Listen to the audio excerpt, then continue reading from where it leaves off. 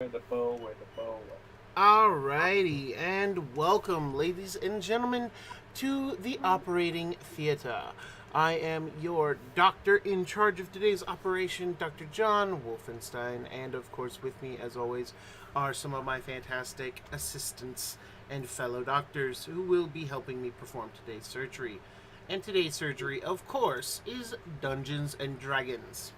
However, not just any Dungeons and Dragons. No. Today's Dungeons and Dragons is more of the Wildlands in the world of Auria, the world of my own design. And before we get too involved in the game, we of course would like to talk about Tri-Peak Goods, run by the Bearded Bard, our awesome friend who makes fantastic things. The number one seller, of course, being egg collectors and egg stackers, because Yep, everybody still needs more sponsored eggs. by eggs. He hasn't paid me anything, and I don't want him to. We're still putting him as a sponsor. Although, hilariously enough, I found out something recently that totally shocked me. He's 5'6". Wait, seriously? Bearded Bard is 5'6"? Yes. What's wrong with 5'6"?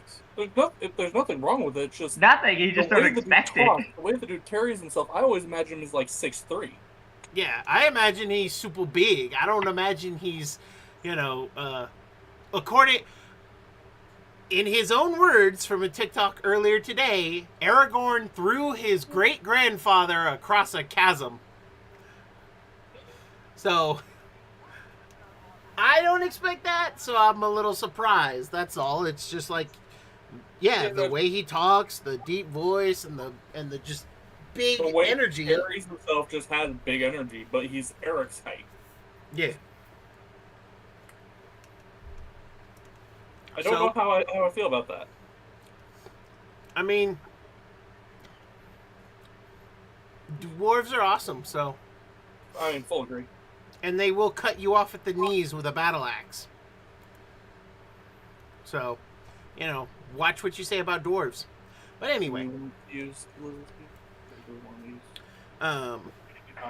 okay. But with that, do go support him, and definitely go support him at the Bearded Bard on TikTok and his other social medias. And you can, of course, find me on other social medias. My TikTok, Dr.JWolfenstein, or if you much prefer Dungeons & Dragons only content, I have DM John Wolfenstein, which I do need to go get around to making some more of those. I will. It's just my job getting used to it, and especially with it being summer, is a little crazy. Which reminds me, next week there will be no surgery here in the operating theater, as I will be attending casino work and unable to run any game. So no Seas of Odari next week. I do apologize, my kiddies. However, in order to make up for that fact, I will be re-streaming video games such as Swan Song, Vampire the Masquerade Swan Song, and other such games at random times throughout the week. So do keep an eye out and make sure that if you have your Opera GX set up, that it's ready to tell you when I am going live. After all, mine tells me when Crowlot is going live over there. Nah. Which I need to do more often. Yes. Also, Crowlot is wearing femboy hooters. Hi, if you ever wondered what it's like to be stabbed by a femboy, I'm here to help you tonight. Double entendres abound. But anyway, let us begin with a recap. So, when last we left off, our explorers had been visited by a very fun rooster, Mr. Rocky Adale. He had found them in their lost ways, and promising to help them out and guide them to the logging post, their next stop, in exchange for a little, walk this way type action. They continued on and eventually made their way to the logging post. Not before running into a bunch of Dinosuchuses. Big, giant, prehistoric, though I'm guessing, not prehistoric here, current historic dinosaurs. One of which was huge. So huge, in fact, that its absence from a river made the river smaller.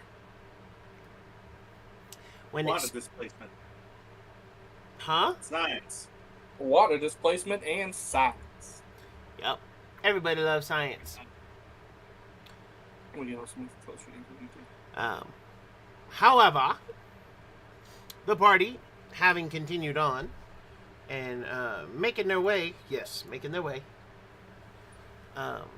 to the logging post, was successful in getting there and avoiding the confrontation with the huge Dinosuchus. Or Dinosuchus. And now, having arrived, they spent some time learning a little bit about the logging post. The logging post has a bar, though calling it a full bar is a little generous, that is run by a Tula known as T.R. Chula. Tula being spider people. Think more of Don't Starve. Wilbur. Yeah, Wilbur meets Drider. And thinking that up gave you nightmares too. Huh? I'm sure the thought of that gave you nightmares. See, hilariously enough, Driders don't scare me, nor do arachnes. We had this conversation, I actually remember, like at work. Yep. We have a lot of conversations, but I honestly don't remember. I mean, me either. But with T.R. Chula as the bartender and serving up some drinks and some information, you were all visited by Mr. Beaver in the tavern, who you quickly discovered had a very interesting brand of magic, or a magical table. You're not 100% sure which. How can I help? You can help by shutting up. No, I'm just kidding. However, he kind of explained the situation. Mostly that they are under watch by the nest, and the guard has a pendant that acts as both eyes and ears for more, shall we say, destructive minds that may or may not decide to smite the town for any uprising. And so Mr. Beaver had to keep the peace. Being that he is slave speaker Beaver, though Mr. Beaver will do just fine. Peace was his first priority. I do remember that when we kind of made friends with him, he let us just call him Beaver. Yep. It's very nice of him to let us use his surname.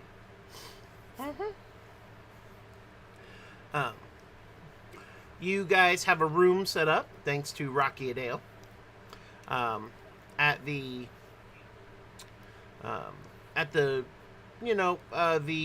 what was it called? I think it was called the hitching post in the town, which acts as an inn. So you guys have a room available. But you learned of a problem. You guys need to get to the town of Ferry, which is where a ferry to the mainland will take you guys from here, the Slave Isle. It's a little farther from the Inkwell Isle, about 129 miles. But, I'm pretty sure that's not the island we're on. Oh yeah, no, it's not anywhere near the island you're on. But, he said that in order to get to Ferry, you would have to do one of two things. Either A, try to cross the lake before you get eaten, which he does not recommend, because bad idea. Or, you would have to remove the big, nasty, huge Dinosuchus that has taken up residency between here and the tunnel. The tunnel being dug out by his friend, Mr. Gopher. That would lead you directly to Fairy. All in all, you guys decided and figured that getting rid of the huge Deinosuchus would be the best and simplest way moving forward. After all, fighting on water is not exactly most of your specialties. And also given our lovely innkeeper a gem worth 100 gold pieces to pass along any information that they might find for us that could be helpful. Indeed. I do remember that. And we're going to get some rewards for that, right? Yes. More importantly, a fish dinner. A fish dinner, indeed. But also, he did provide a view of an item he could give you, which was a axe named Hugh. No, it was not owned by a manatee. No. Yeah, a Beaver Clan heirloom, apparently. Or at least from the foundation of this legend. Indeed, indeed, indeed. Still pales compared to a fish dinner.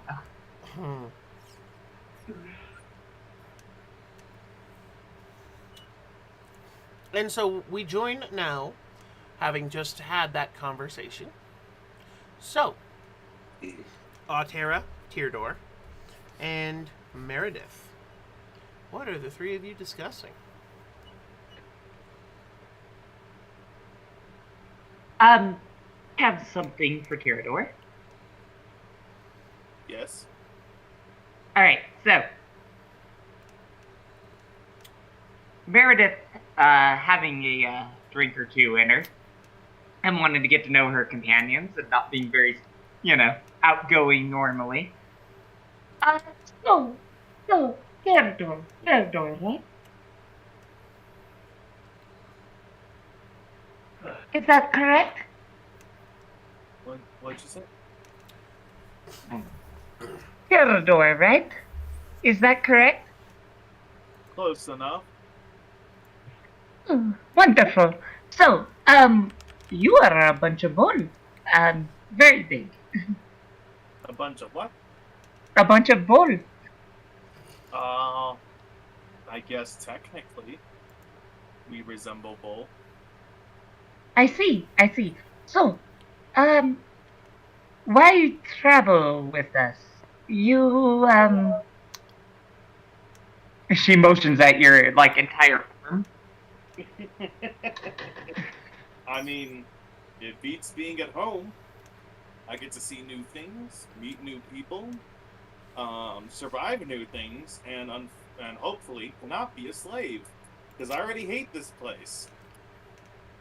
It's not that bad. We've eaten raptor, we've got to go to logging camp, and birds' plumage are quite pretty. I got to see Big Cock. Yep, that's about the only benefit so far. Well, we'll have more benefit. Here. And she hands basically the last dregs of a drink over to you. I will take a dredge. See? If we get drunk, we fix our problem, and everything will be okay. Yes?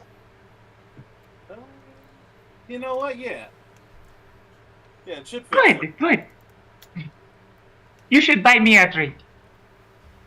Next town. Oh, they have drink in this town. Oh, we're still in the town? You are. You're in the tavern. Oh, shit. Well, let me even check how much money I got. You're all in the tavern. I am back at the inn, spending the night to get my long rest and to make the most potent poison I can. Okay. Oh, Yep, but I'm going to bother the owls here soon. Yeah, the bar is called the Tap House. The cat house? Tap. Ah. Wasted name. If it was run by cats, it wouldn't be. Well, I'm gonna go order the most expensive drink they got. Or, sorry, the most potent drink they've had. Nah, screw it. The most expensive drink. What is the most expensive drink that they have at a tap house? Oh, you want the good stuff, huh? Well, how much is the most expensive thing?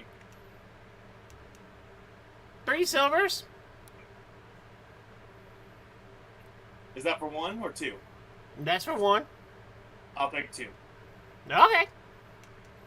He pulls up 2 shot glasses, air quotes, made of wood.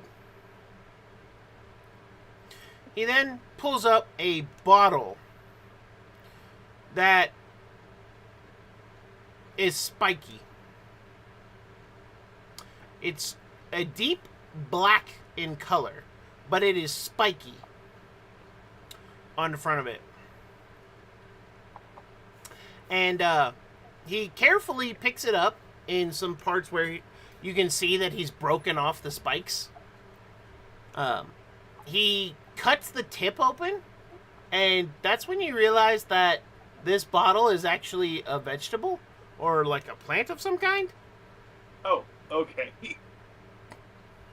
And he pours the juice inside into the 2 shot glasses and smiles. Here you go. Wait. The juice is just alcoholic by nature? I'm curious about this. What is this? What is it? Is it wonderful? You're paying, right? She looks back at you again. I just slide a gold coin forward on the counter. Good man. Good man. You see he takes it and opens his mandibles and like chomps them onto the coin. Alright.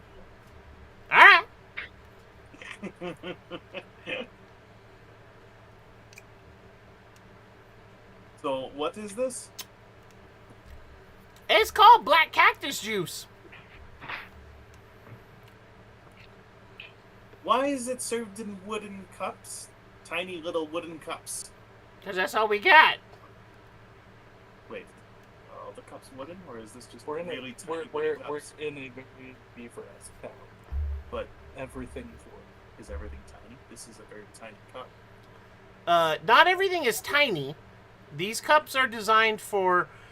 you can actually see that there are cups designed for multiple different sized hands, including some that fit in your hand just fine.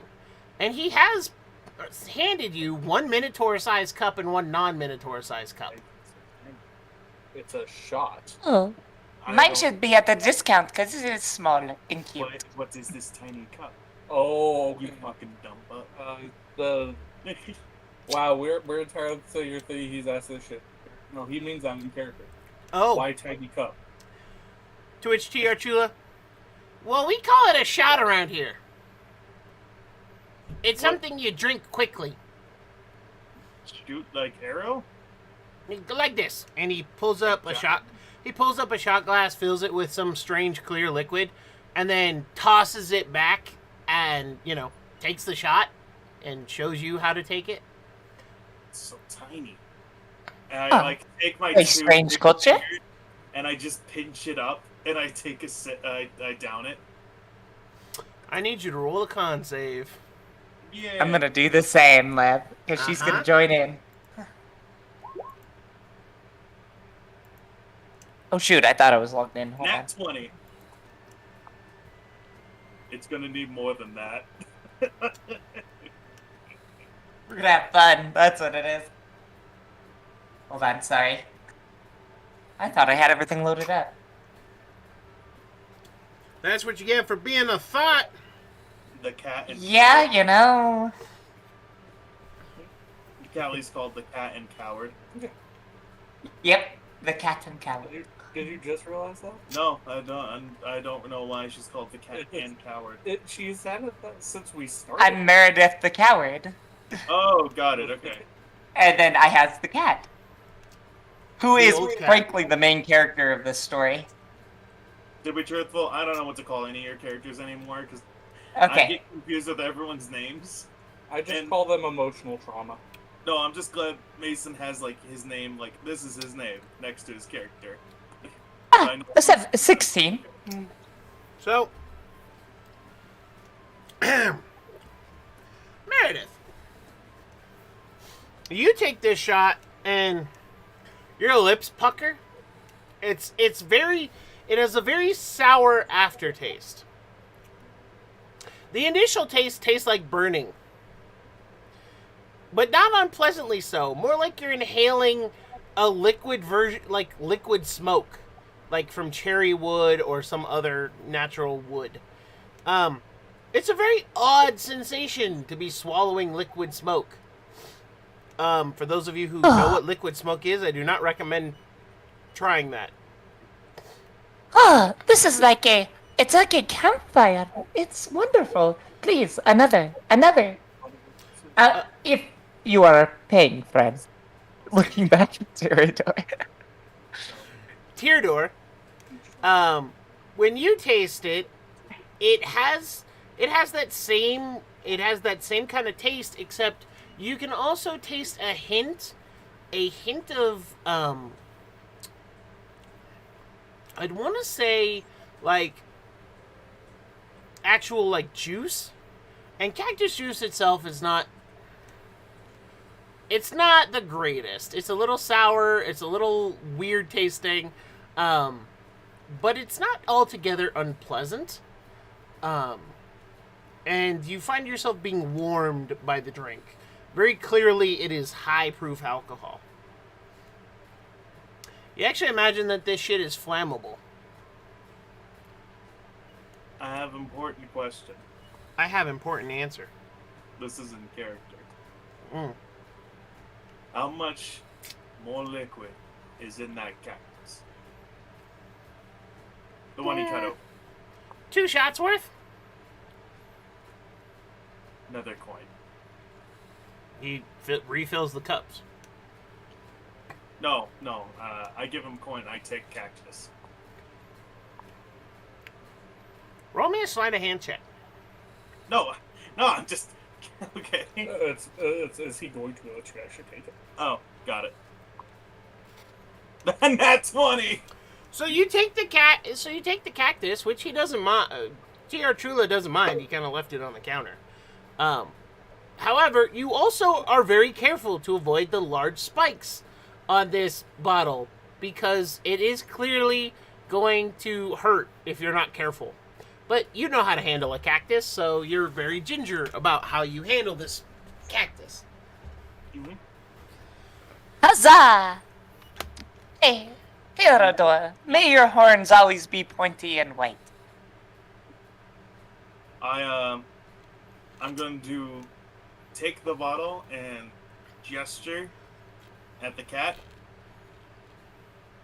Oh, no, you shouldn't. He would want the whole thing, and he is a glutton. You hear an annoyed growling from outside the tavern. Okay. Yeah, he really wants a drink. Cat, I have given you 2 ales. You are good enough. I'm going to slide 2 coins on the counter and just shake my cactus. And I'm going to now down the cactus. Fun now. T.R. Chula pulls out another cactus, cuts it open, and sets it on the bar. Go ahead and roll me another con save there, Teodor. You want me to roll 2 or just 1? Oh yeah, there's 2 shots in there, so roll 2. Yeah. I will follow him up as well. 15, 23. I'm rolling good tonight.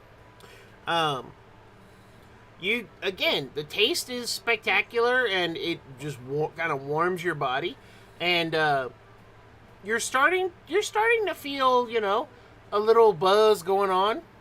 Even for a big guy like you, you're really feeling that buzz.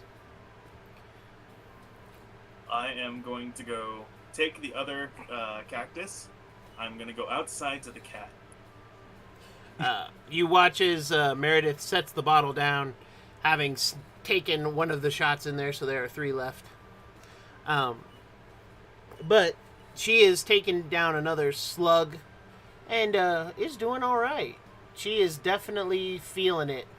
Yeah, she like has 30 her buzz pounds. going on. And you take the bottle outside.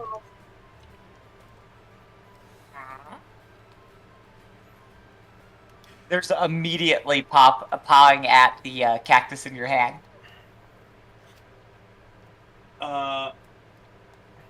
Watch it now. It's spiky. I say ah. Ah. And the mouth opens, making it cat. He's almost as gentle as a kitten, weirdly. He's pretty pacified by this. I try to not throw the cup, but, throw the contents of the cup to the back of the throat. Easy done. It's a big target. Yeah, there's a gulp as the cat looks very, very satisfied. There's one for the cat.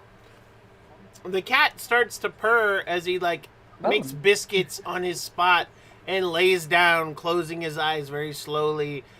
An almost contented grin on his face, if cats could actually grin. He really likes and is really contented. The old cat says that you are wonderful for an animal. You are almost as good as an animal as him, he says. Oh, good kitty. Absolutely. The old cat says you may pet. I pet the kitty like I'm petting Dexter right now. Very, very enthusiastic. He's actually pretty... he gave you permission. He enjoys les screeches. You just want to eat me or something? What, you're not process what you want?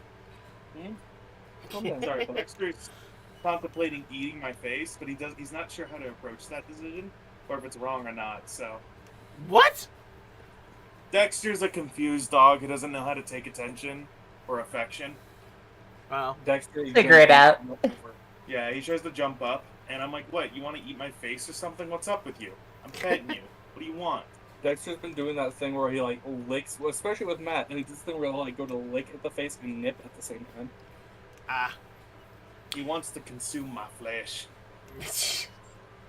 Well, now that we are friends and we've drank a campfire, let us wake up the owl. They come out at night, and it is almost nighttime. I think that might be racist, but I haven't decided yet. I didn't hear it, so it didn't count for me. However, Tara, you are at the inn. Yep, doing my damnedest to make the best poison I can. You have a poisoner's kit? Yep. Roll it. Querying, which one? Let's do, to make it, let's query Dex. Query Dex, okay. Normal roll. Well, it's certainly a powerful poison, just based on the natural ingredients that are in it. But you're not sure how effective it'll be. Well, that'll at least do. I'm gonna set that aside to poison some meat later for when we go to fight Big Thing. Fair.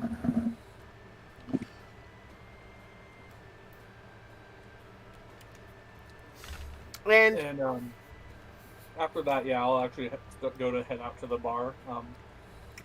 The demeanor entirely changing from the slightly psychotic assassin burb girl to a bit more of a head in charge.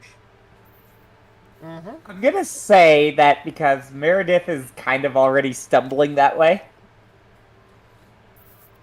That you guys meet partway. Tara! There's a waving, a very enthusiastic, drunken waving. There's a slight grin as they open their mouth. Molly, actually. Molly? And he continues, and he walks by, grabbing them by the hands and pulling them towards the bar. Must be your nickname. I've always enjoyed your feathers. We take great pride in keeping them nice and trimmed. Yes, they are lovely. what's the word? Preen. Preen, you're like the old cat in that regard. There's a slight cooing noise as they puff up. We love preening. I see. I have, well, it's the cat, so I can't share, but I have cleaning supplies for fur. I'm wondering if it would work with feathers. Well, you're welcome to try. So have you all figured out what we're fighting tomorrow yet? Oh, yes, we're supposed to go to a fight. That's why we're drinking. What? Apparently it's a big creature, so me and the cat have it handled. You can go back to sleep if you need. Oh, I'm hoping to poison it before we fight it. Oh, I that was sounds... thinking maybe if we could get some of that embalming fluid, or black cactus juice, I think they call it here. We could use that. But that's good booze. Why would we waste that on the beast? So it doesn't fight as well. Oh, but where's the fun in that? Really, this is about honor and glory and money. I got tired of honor when my parents died. Oh. And as I get to the bar, I'm going to purchase 2 full-on cactuses if I can. Yeah. 9 silvers apiece. So 18, so that would be 1 gold, or 2 gold pieces, so I'd have 2 silver and 1 gold then. Yeah. All right. Right. Your math skills leave something to be desired, I'm sure. I'm sure. You know me. I'm not good at math. Says the dealer. Numbers. But as I can Numbers attest, do things dealing is and not so do much other math. things. Numbers. It's just- more memorization than anything, yeah. True dat. I know enough combinations to get to 21. That's all I need. Pretty much the truth. You ain't lying. But you procure the cactuses or cacti.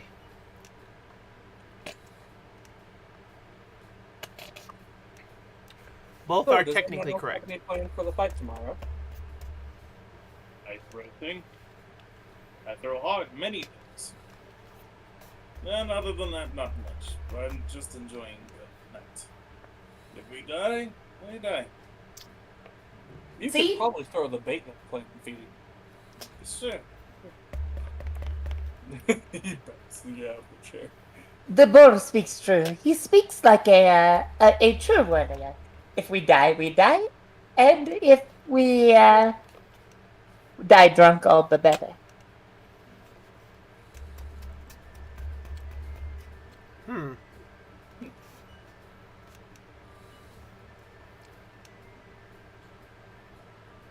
Lovely. From the bar, I'm gonna go see if I can find the biggest piece of steak possible. So, one problem with the logging post is that the majority of the residents are beavers, badgers, and chipmunks and woodchucks. Not a whole lot of meat to be had around here, Except for the fishes? except for the fishies. Okay, And let's even find then, a they're big- not very big fishies. We just need something big that we know this thing will try to eat. Well, you do know it'll eat other Deinosuchuses.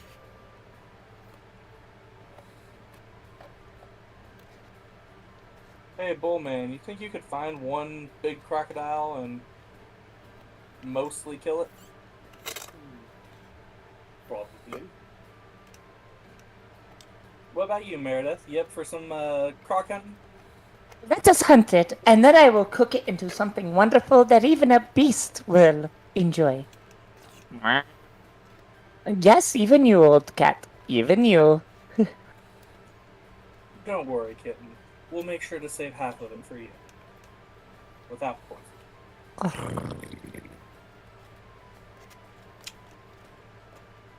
Gonna go croc hunting? Yeah, we're gonna get some bait. I'm gonna see if we can find a single Deinosuchus.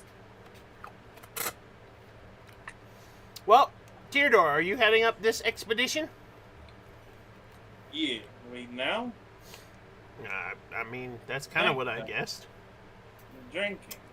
It is best to do it now, when you are drunk and brave. When you are not drinking, they have many teeth. You have convinced me. Don't know why I'm mixing accents so much, but I don't care. I think your accent is blending into mine. It is wonderful. We are becoming friends of language. I'm gonna set it firmly in my head of looking for a single Deinosuchus near us that we could that's not too big, and I'm gonna pull out the ever-directional compass. Ooh. Okay. Roll a wisdom check. Wisdom. Saving throw, just saving check, normal, 7. Oof.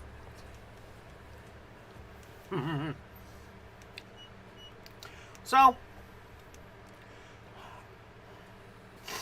you plant that firmly in your brain.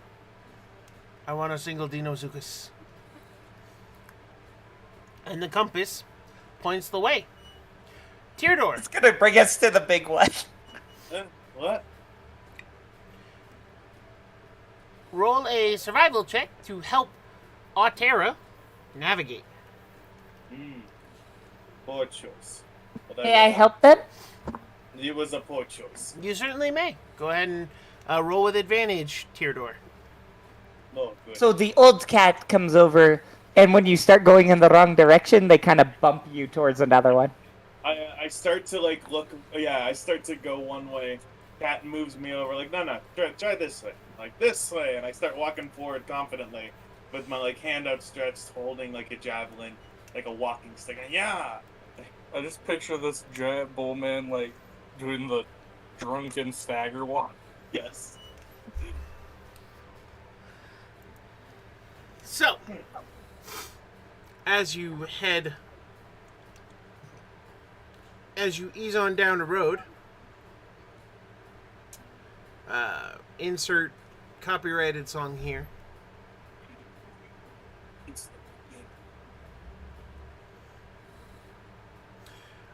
You do manage to locate a section of the river. Not too far from the town, actually. Not too far from the logging post. And yet, this particular part of the river is a little different. Let me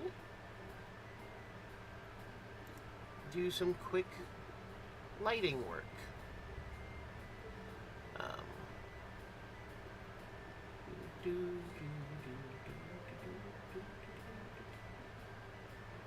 need to draw a line.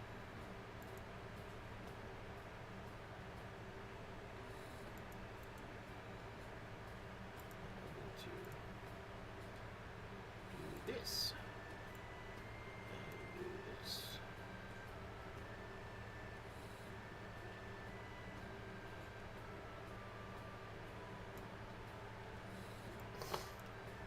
And as you near it, you see that there is a large abundance of evidence that a Deinosuchus lives here.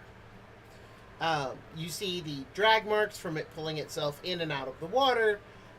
You see that there is a abundance of bones that have been some of the rarities of bones having been left behind, either because the piece got away or the bone just wasn't interesting anymore. But all in all, there's plenty of it. And you do see the unmistakable head, or at least you're pretty sure that's the head of the Deinosuchus, kind of just poking out of the water. Its eyes are closed. Okay. So what's the over-under on us taking this thing alive? Can I roll a nature check to see how much of a challenge this creature would look like to be? I mean, yeah, you can both roll a nature check for that one. I am confident in my decision.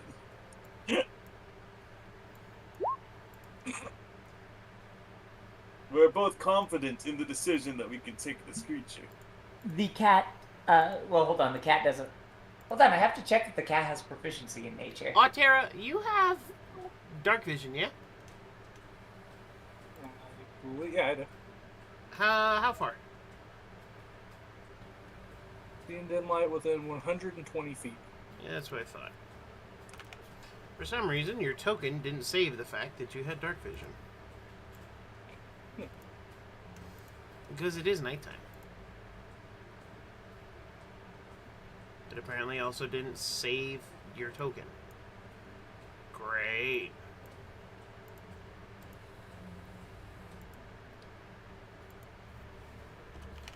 I guess I will have to fix that. Dottie. I believe in you. Fuck.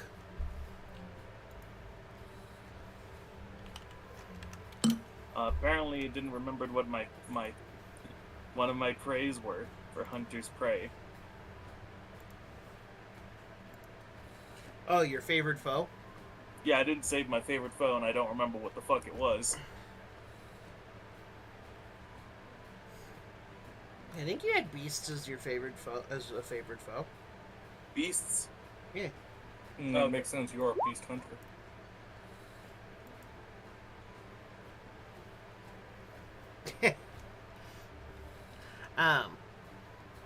So, I mean, you could totally take this thing. Okay. Come, the cat is getting restless. Do we... Oh, one sec. Just looking something very quick. I am going to make sure that what the fuck Hunter's Prey does. And then after I figure out exactly what it does, I am going to go throw a javelin at this thing. Okay. Did you want to click on Hunter's Prey? Well, that's the thing. All it does is it just says this. It looks like it's missing half the thing, so Give me a Emulating the second. hunter archetype means that you accepting your place as a bulwark between civilization and the terrors of the wilderness. As you walk the hunter's path, you learn specialized techniques for fighting the threats you face, from rampaging ogres to hordes of orcs, to towering giants and terrifying dragons. Hunter's Prey. At third level, you gain the following your choice: Colossus Slayer, Giant Slayer, or Horde Breaker. Ah. oh, I got Horde Breaker. Okay, got it. So Yeah. So that basically means that you can attack more people within melee range. I believe it's not Once even on just each of your melee, turn- it's... oh yeah, not in melee. You're right. yeah, they just have to be by one another. Yeah. On each of your turns, when you make a weapon attack, you can make another attack against, with the same weapon against a different creature that is within 5 feet of the original target and within range of your weapon. Okay. However, that dialogue with the same weapon implies melee because technically it's a different weapon after you throw a javelin. Okay. That is a weird edge case, because yeah, technically with a bow that isn't the case, but with the javelin, it is. I would assume doing it with the javelin style, he'd basically be trying to get rebounds. Yeah, I'm gonna have to sit here and kind of dissect that one real quick. But I just Another reason marshals have problems. It's the same weapon. Oh. Yeah, it literally says the same weapon, and so I'm gonna have to figure and make a DM call about if same weapon means the exact same, or if it means that same as in a javelin. Giant Killer or Colossus Slayer. Yeah, we can. Yeah, that kind of makes sense. That's how we're rolling with it. I mean, if you want to change it to Colossus Slayer, that's fine with me. I wanted to do Hordebreaker, but if that changes like too many things or seems too broken, I'll switch. Yeah, it's just because since you are using javelins instead of a bow. Yeah. In my humble opinion, I don't see it being any more broken than using, a 1d8 longbow and getting 2 attacks off of it at longer range. So, considering your weaponry, I think it'd be better to switch it to Colossus Slayer. You sure? When you hit a creature with a weapon attack, the creature takes an extra 1d8 damage on if it's below its hit point maximum each turn. Okay. Whereas Giant Killer, it has to be a larger. And it has to be within 5 feet of you. Yeah. Okay. But I'll let you pick that, Matt. I mean, it won't change anything too much. It's just with throwing weapons, it becomes a little tricky to pull off Hordebreaker. Okay. And thankfully, we actually haven't had a fight yet where it's come into play. No. I haven't been in a fight yet in general. No, you have. I haven't. The Velociraptors. You were there for that. Yeah. That wasn't a fight, though. We entirely forgot about the Hordebreaker in that scenario. You could have actually used that too. Yeah. At least for me and Tyrador, it wasn't a fight. So, you want me to grab Colossus instead? It's up to you, Matt. If you want to keep Hordebreaker, that's entirely your choice. If I can just reload to another javelin, that'd be great. But if not, I'll go with Colossus. Yeah, it's up to you if you want to do the same weapon type on that one, is what I'm saying. Seems fair. Javelins cost more as ammunition. I mean, I don't see any reason why you wouldn't. Yeah, in all honesty, I don't like that vague-ass fuck wording, so I'm going to say that, yeah, you as a thrown weapon, since you've took the thrown weapon fighting style, I'm going to say that, yeah, same weapon just means same type of weapon. If you want, you can make it so I have to specify I have to have a javelin in both hands to prep this. Well, I mean, with you using them as your range weapon it's basically kind of like you'd have like a quiver style on your back, so you can just... Yeah, it's no different than like drawing another arrow from a quiver or anything. It seems a little weird. Yeah, that's how I'm gonna rule that. Is that because so long as you're using the same weapon to attack with, so for instance, you throw throw 2 javelins, or you throw 2 knives, or you throw 2 spears, whatever the case may be. So long as you use the same weapon in the second throw, or the next. Yeah, it's the second throw, because technically it says once on each of your turns. Okay. So long as you're using 2 javelins, 2 knives, 2 spears, etc., as long as you're using 2 of the same type of weapon, I'll allow it. Okay. Because that wording is vague as fuck, and it has no reason to be. Well, and it only nerfs one type of weapon that doesn't need nerfed, really. Yeah. I But think anyway. they just did not expect you to use javelin as your main thrown weapon. Well, they honestly didn't add throwing weapon fighting style until Tasha's. And this Yeah, is that's PHB. more so the hang-up. So Got it. it's a matter of new rules not blending well with old rules. Because of slight wording. Yeah. And, Okay. taking the game in a different direction. But anyway, so yeah, no. Go ahead and keep Hordebreaker. Okay.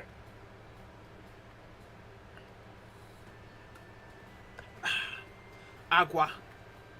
So in that case, But you certainly can throw a javelin at this thing. It's within range. okay, I will try to throw javelin at this thing. With advantage, because it appears to be slap. Ooh, perfect. Okay.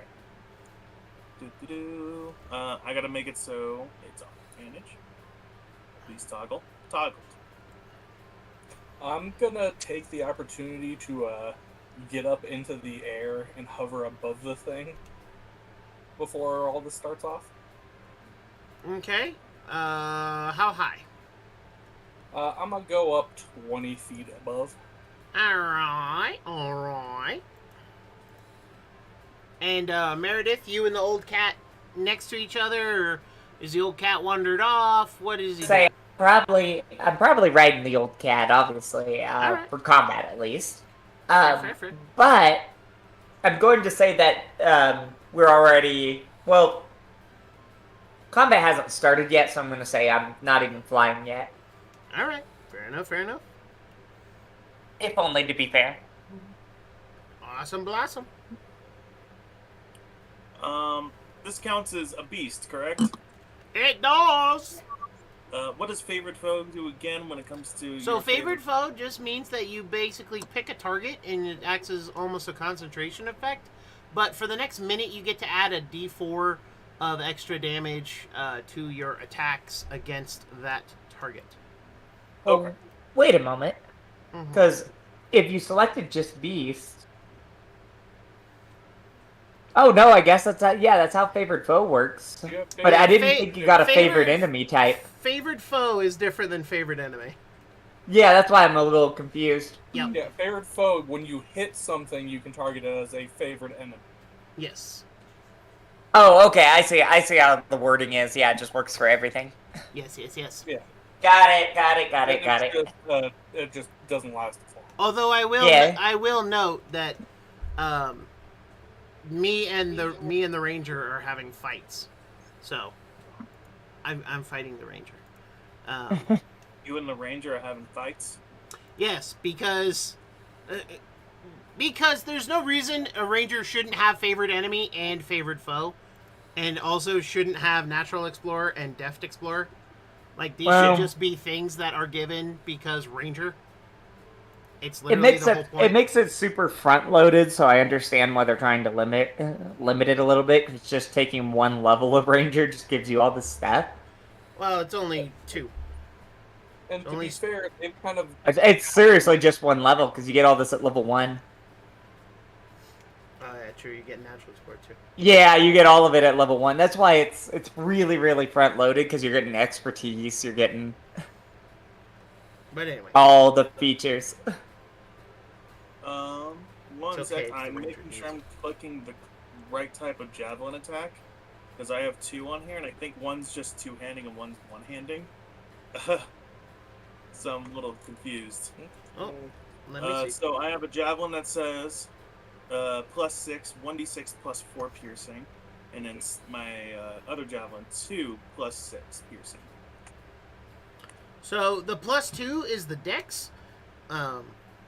Yeah, because you can use it as either a strength or a dex weapon. Oh, okay. That's first. Yes. I'm using it as a strength weapon. Okay. Yes. So I'm pretty sure your strength is higher than your dex, yes? Yeah. Yeah. So you're going to take the one that is the higher of the two. Okay. Because that's going to be the one using your preferred stat. Okay. And I'm going to add a little note to that one. This is going to be STR. And hey. Can I use Horde Breaker? There is only one target, so no. Oh, that's right. Horde Breaker's when I'm facing multiples. Brain die. Nope, you're right. I don't know, 23 will hit. Yay. And I get to add a D4, right? You can. Oh, it's 9 at least. Yeah, at least it's 9. And as you hit this thing, it wakes up and it it hisses. However, the hiss is very loud, and very audible, and actually like parts the water in front of this thing's snout. And Auria, you realize something horrible. That log down the stream a bit isn't a log. It's its tail. And the measurement from tail to head is really big. Like, really, really big. Oh, yeah. Huzzah! Huzzah, And cat!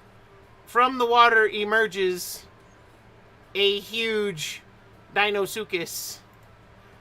And the water level drops as this creature stands up.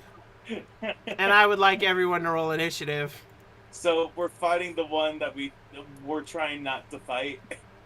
I kind of saw that coming. Yeah.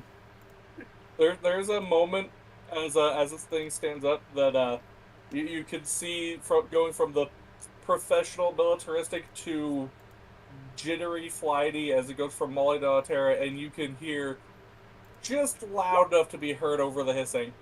Oh fuck.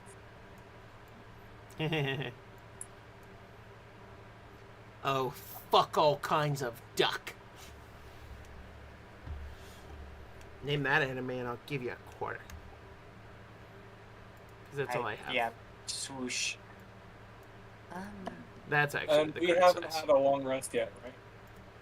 I mean, We not did kind of technically. go hunting in the middle of the night. You can have had a short rest, though. Okay, yeah, because I'm down a little bit, so I'm gonna roll one of my hit dice. 21, that's a bit better. Alright, hold on one moment. I'm trying to find my token. There we go. I'm good. Where am I? There we go. Thank you. Here. Character sheet in the way of my... Clicking my token. I just noticed something interesting.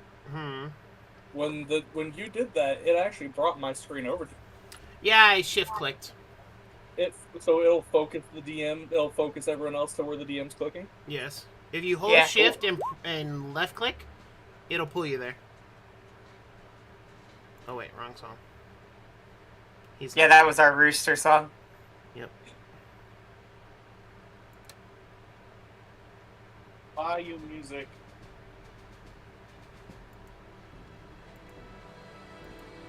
Now into Command and Conquer. Alrighty. Didn't plan for this now, but, you know.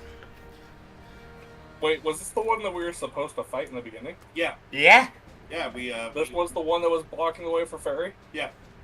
We found the wrong one. We didn't find a smaller one. We found the big one. Well, we did roll a certain check. Well, so the one that you found on your way in was actually smaller than this one? Oh. But this is one that is bigger by far. I am confident we can kill this. As this one had the water level out to about here. And now that it's standing up out of the water, it's actually within the blue water line. So why is Callie in the water?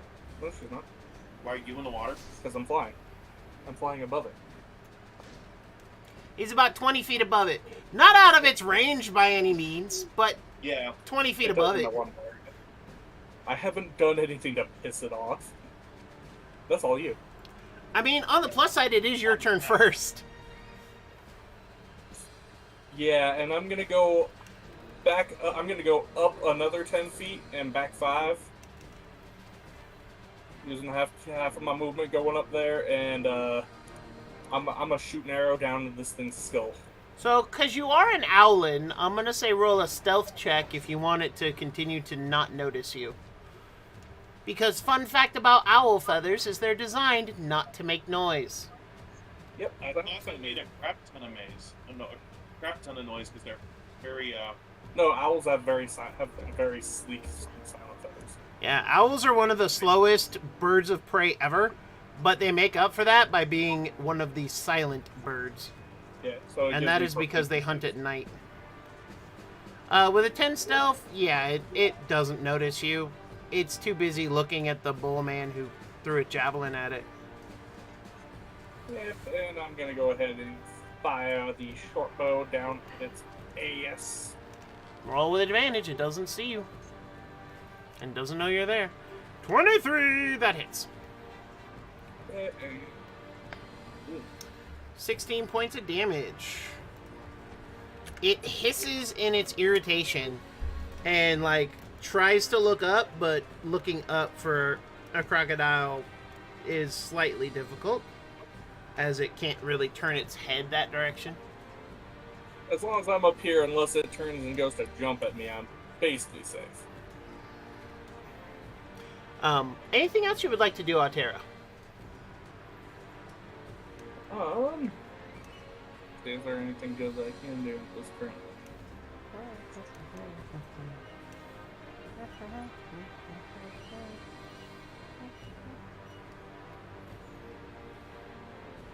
Well, I'll just use my bonus action to remain in stealth.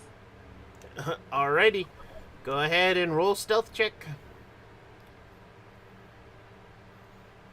Alrighty. And And the dark bird that flips around like a fucking ferret. in the Deinosuchus. Why are you Rar. so far from town? Why are you so far from town? Yeah, he's actually fairly close to town. What, the fairy town? We're close? Oh, no, you're close to the logging camp. Yeah, you're actually not that far. You're Well, only no. about 200 yards or so outside. He's making a joke. My Oh. expense. He said Well- he's flying a ferry, and I said, why are you so far from town? You're being bit with a 22 to hit you, Mr. Teardor. I believe, that hits. What was with the Jeff Goldblum impersonation? Did you watch the new Jurassic Park movie? Or God, Jurassic no. World movie? Rated terribly. And also, I want this series to die. Hey! Watch your mouth. It was There's actually a not lot of bad. happiness to me. Continue. It should have stopped after, I don't know, fucking 2. I That's mean, what I it don't should disagree with you, because 3 was fucking trash, but... I mean, this Jurassic World was much better than Jurassic World 2. Although, fuck that clone girl and anyone who thought she was an interesting character or story element. That's I right, don't know. I know who you are. Anyway, so you take 20 points of damage, Okay. and you are grappled. So, until the grapple ends, the target is restrained. However, the crocodile cannot bite any other target. So you are grappled and restrained, which means that attacks against you have advantage, and your attacks have disadvantage, and you cannot move. However, the Deinosuchus cannot bite anyone else. Brent, where does it bite me? Do you remember the last dragon? No. Or, excuse me, Dragonheart? No. Oh, because you're kind of like in it, like all the way in its mouth. It didn't puncture me and take 20 hit points worth of flesh out, or am I being, like, actively bored and just slid to the back of the mouth? What's up? No, you're being crunched. Okay, but where? I need to know where. You are this thing's entire jaw is the size of your torso. Look, where the fuck are the teeth puncturing my body? I need to know. Knees. I'm asking specific details. Knees. Okay, then we're safe. Why? Because you have a fucking magical dimensional quiver on my bag. In my bag. I need You're to not- know That is what true. my You're not core wrong I there. need to answer these scientific questions. I mean, you could have just asked, did it puncture my quiver? No, I wasn't gonna fucking give you the idea. I needed you to fucking unknowingly say it to me. Why would I give you info? You need to give me info. I mean, fair enough. Well, we have proof. He does learn. I was DMing. Shut the fuck up, you. Shit. Meredith, giant tail incoming. Alright. But I don't think of... Me or the cat? oh yeah, technically you're two entities right now. Yeah, you could go for the cat. Yeah, hitting the me is cat gonna would be pretty the cat possible. would be the better target for it. So yeah, no. In that case, then yeah, it's a 17 to hit the cat. The cat only has a 14, so that is a hit. 17 bludgeoning damage. The cat is still standing, and it does go into its ability, which happens automatically. Which is? Which is, hold on, I have to read it. I think it's Protective Instinct, but did it write down the ability? When the Guardian's HP falls below half its maximum, it is enraged for 10 minutes, gaining temp HP equal to half of its maximum HP. Nice. So the 17, it has 20 HP.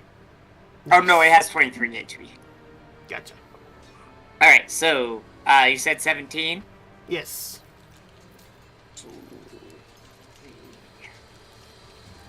Benjo should have 7 health left. And then it gains up to 7, it goes back up to 17. Basically between temp and main. Yep. As 10 temporary, 7 main.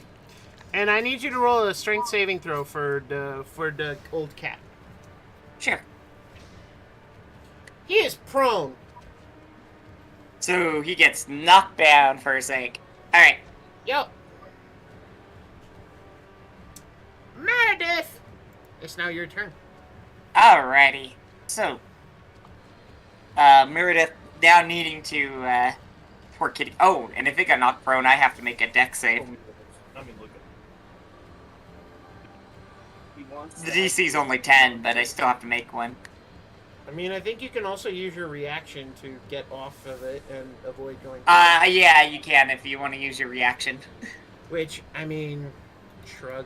I'm personally just gonna take the chance. Hey, I mean, do you? Because it doesn't matter for me.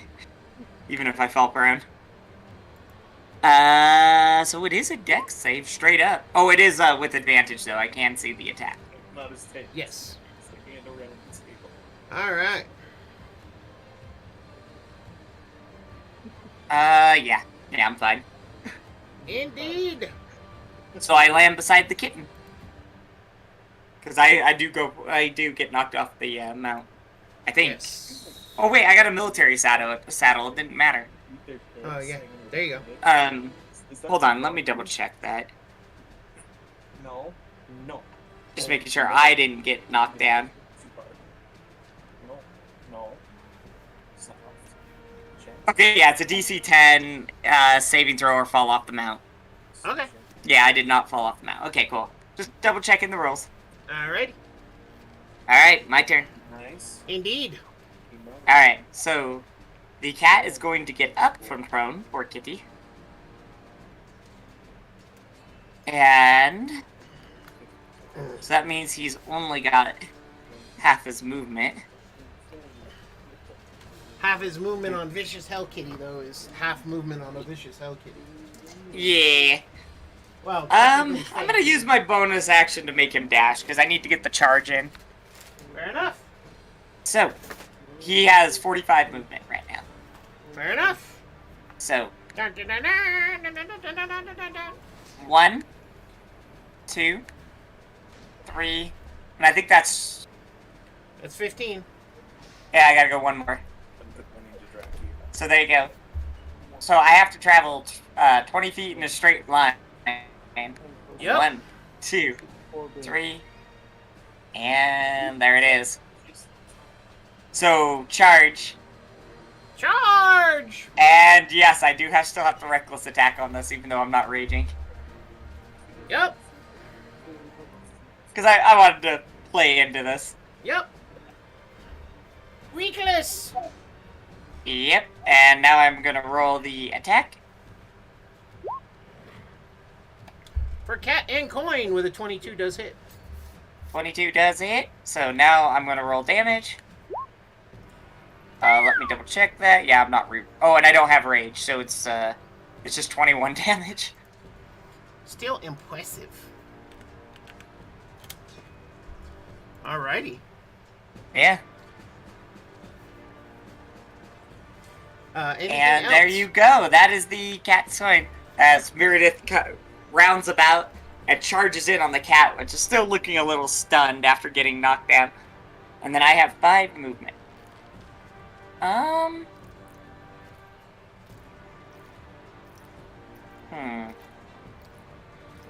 He can hit me anyway, so yeah, I'm gonna stay here. Fair enough. On the ground. So as you're there and ready to go, Teardor, you're up. Oh, goody. Can I roll to get out the fuck out of this thing? You can, however, it is an action to escape the grapple. That's fine. Okay. Roll a. I believe you can try to end a grapple with either strength or dex, your choice, athletics or acrobatics. Strength. Athletics check then. Is it just roll a strength or a saving throw? It's an athletics check. Athletics, okay. Unfortunately, with an athletics of 10, you are not getting out, my good sir. Yeah, I thought so. Wait a second. We have. Yes. Let me check something. Do. Where the fuck do I check for this thing? Oh, it's hot in here. Wow, it's not gonna let me check. What are you looking for? The description of Zephyr Strike. Increases your move speed and gives you advantage on an attack. That's basically the options. You can choose to spend one of your attacks for an advantage. Okay. Just making sure. And it adds a 1d8, I believe. Yes, 1d8 force damage.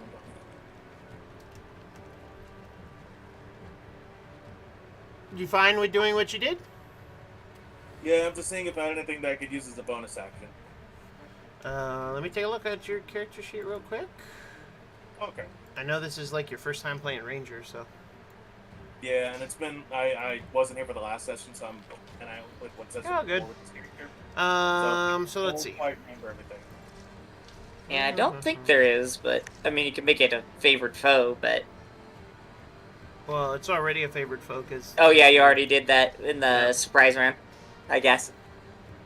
Yeah, but he has to be able to hit it again to get the extra damage from that. Yeah.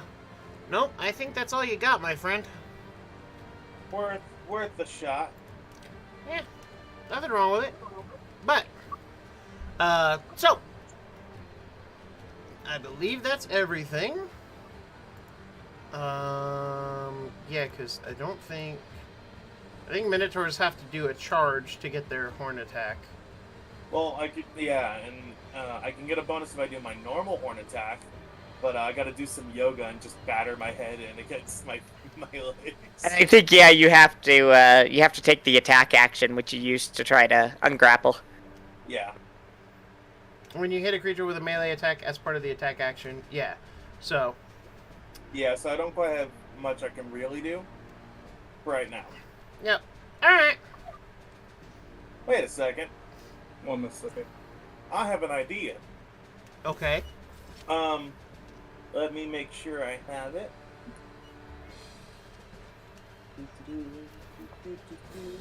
I have a box of cloves. So is there any gap in this mouth that is around my knees that I could shove a box of cloves in there and just toss it in? I mean, technically, yes. I'm going the to burn of cloves. I'm gonna empty out the clove box into his throat and numb the shit out of his throat. I'm thinking of all those challenges where people try to eat cinnamon or nutmeg. 1 pound of cloves. Roll a sleight of hand check. A what? A sleight of hand check, please. Got it. Here. Just a I'm gonna say that you managed to get the box of cloves out of your bag and have it in your hand, and you can try to shove it down this creature's throat as a bonus action on your next turn. Okay, that's fine. Sorry, if it was higher, I would have let you do it, but...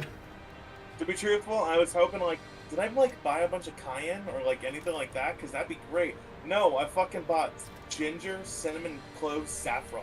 Cinnamon might have worked, actually, if it wasn't a cinnamon stick. No, it's just a box of cinnamon. I don't know if it's specified. If it's up sticks, it's bigger. Okay. Yeah, that was a whole thing when I was back in Idaho. People tried to eat nutmeg and cinnamon. People laughing at him. I'm gonna edit the writing for that cinnamon though, so that way it sticks. Auria. Okay, so I'm going to use bonus action for dash and move the 60 feet over to here. And I'm going to go to put an arrow in its eye. Alright, so that is a called shot if you want to put it in its eye. Yep. Okay. So I just roll normal? Uh-huh. Called shot increases the difficulty of the shot by a certain... Well, it doesn't fucking matter. Yeah. Alright, so here's what you're going to do. You're going to roll damage. You get to apply sneak attack. Yeah, that's a crit, so you get sneak attack damage again, too. Okay, quick. Okay. So, let's see, that's 13 plus 9 for 22. So, you shoot this thing in the eye, and your arrow sinks in, and it roars in pain as it just got its eye shot out. Teardor, go ahead and roll me a athletics or acrobatics check, your choice, and you have advantage. Oh, okay. Let me put on the bench.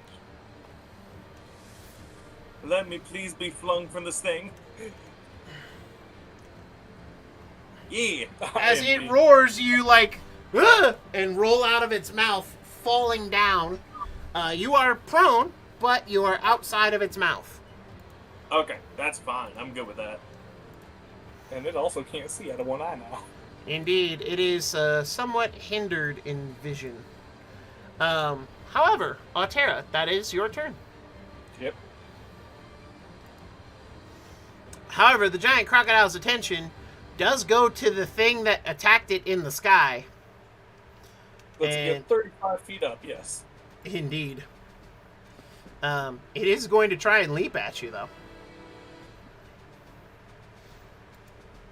It should be fun. With a 21, it's going to get there on its strength, on its athletic strength check, and it's going to try to bite you. Let's see. Even adding the extra AC from the fact that you're flying and it's hard to get you, a 25, I believe, hits. Yep.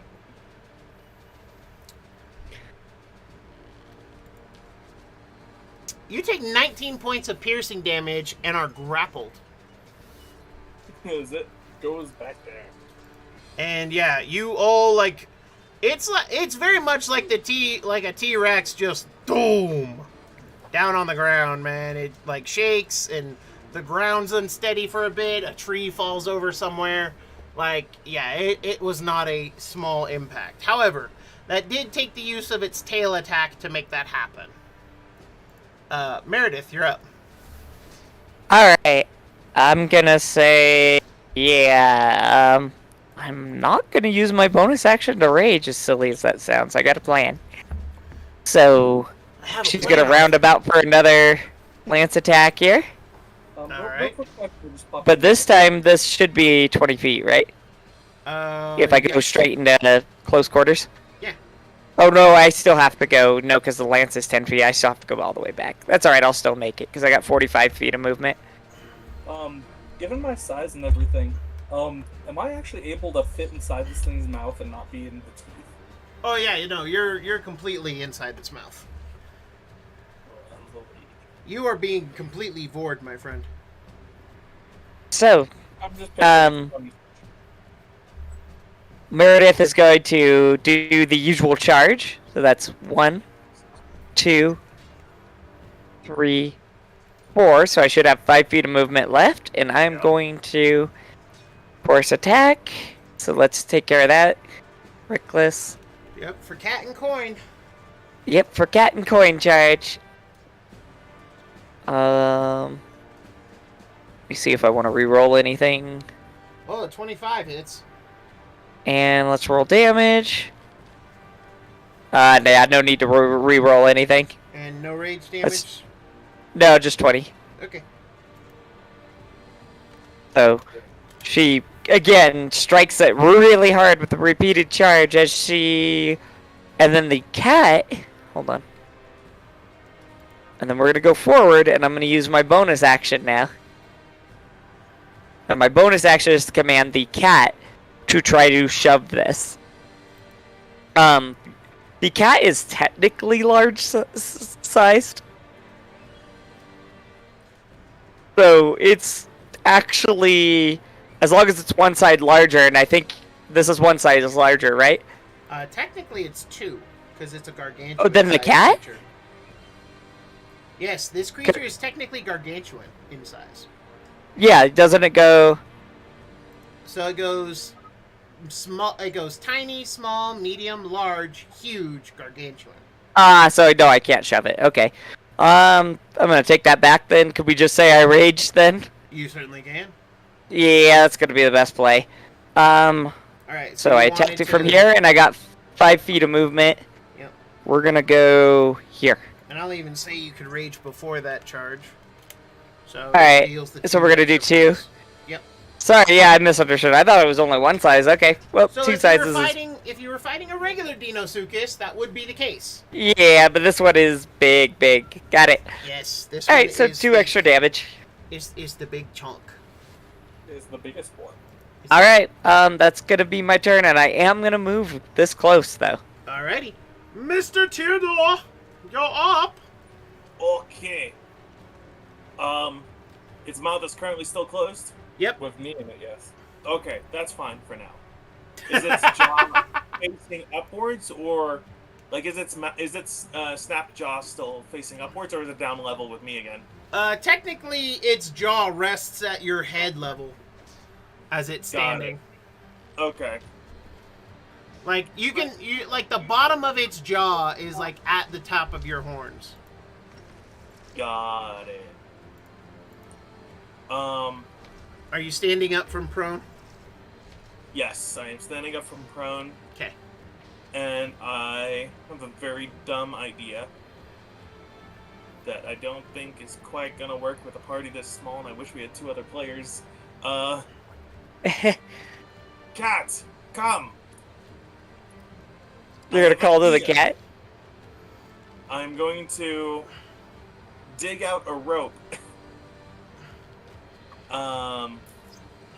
And what getting him for prone, was that a full action? No, it's half your movement. Okay, that's fine. I don't want to move. I'm going to throw half an end of one rope over to the cat. Okay. I'm assuming the cat can grab it Yeah, the cat if can grab not a taking rope. his action. Okay, cool. I was just making sure. I'm gonna guess The kitten has it in its mouth. Yeah, with me inside. we're doing a Gulliver's Travels thing. With me inside. Well, no, I'm mainly just trying to get the head stuck down. We're not like looping around the jaws. Okay, you're trying to go to the top of it. Yeah. Yeah.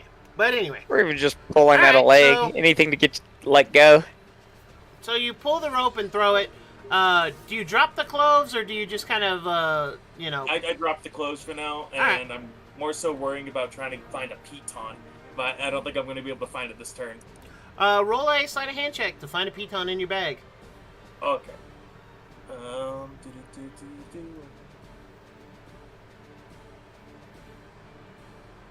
Yeah, That's funny. you have and grabbed a piton and have it in your hand. I shove it in the ground as hard as I can, stomping as much as I can. I'll allow it with a nat 20. Thank you. Alright, so you got a piton shoved into the ground next to you and just, hoof stomp that bitch. And it's in the ground pretty hard. I hope the cat knows what to do with the other half. Well, that's gonna be another problem. Yeah. Look, I don't know. Intelligence 4. It might not understand your plan. Altera, Yep. what you doing?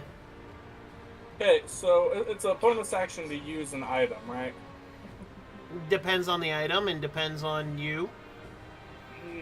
A couple of black cactuses that I had with me already that I'm gonna throw at the back of its throat. Roll a sleight of hand check.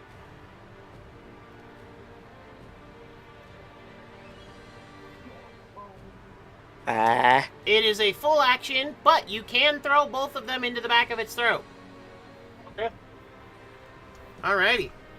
I don't think it'd be much possible for me to get out of a fully closed fucking gator. I I'm mean, dead. No, that's the good liquor. you can't even see this.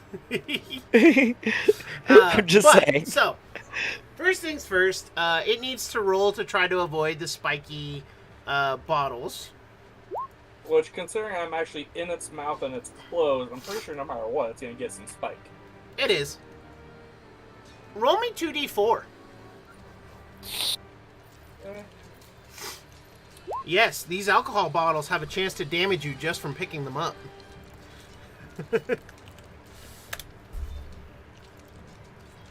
So that's 6 points of damage to its inner mouth. However, now it needs to roll 8 Constitution saving throws. It's a big critter. It might pass a lot of them, but still. 2, 4, 5, 6, 7, 8. Okay. So here's the rolls in the order that I made them. A natural 1 for a total of 4. 7, 19, 11, 20, 9. Another natural 1 for a total of 4. And a natural 20 for a total of 23. So the last nat 20 and the last... the nat 20 and the last nat 4 will cancel each other. However, it has failed more Constitution throws than it has succeeded. I count natural 1s as 2 failures. So, here's what happens. As Auria, you grab these bottles and throw them into the back of this thing's throat, the pressure does cause them to squeeze and just squish down on these bottles, thus pouring the juice directly into its throat. And it can't handle it. Between the quills that are digging into its throat and between the liquor that has clearly impaired it, it violently coughs and hacks and shakes its head frantically. You are ejected from its mouth. Roll me a dexterity saving throw. Dexterity, saving throw. Strength, fuck you, roll 20, I need dexterity. So, with a dex save of 14, and given your position in the world, I will allow you to decide, are you in the air or on the ground? I would take to the air as soon as it gets me out. Alright, so you get thrown about here. And you are about 5 feet above the ground. As I come flying out, I'm going to scream, "Put fire in its gut!" Maybe I should what's that? But yeah, that uses up just about everything I had.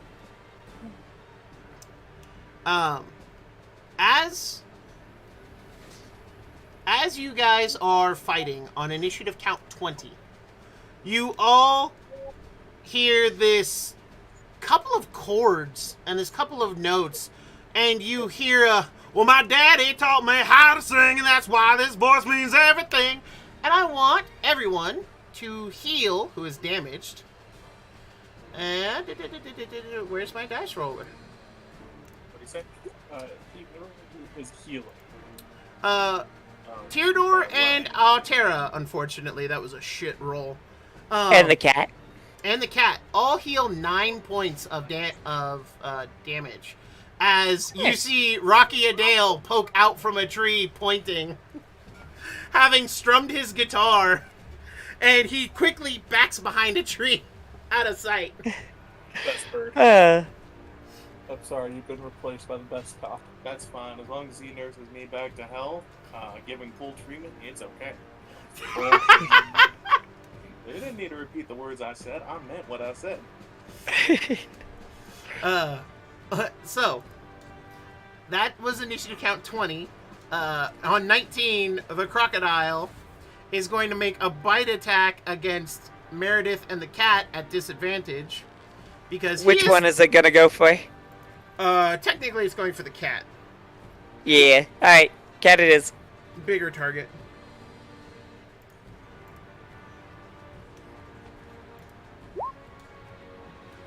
That is a 20. So that hits. Disadvantage.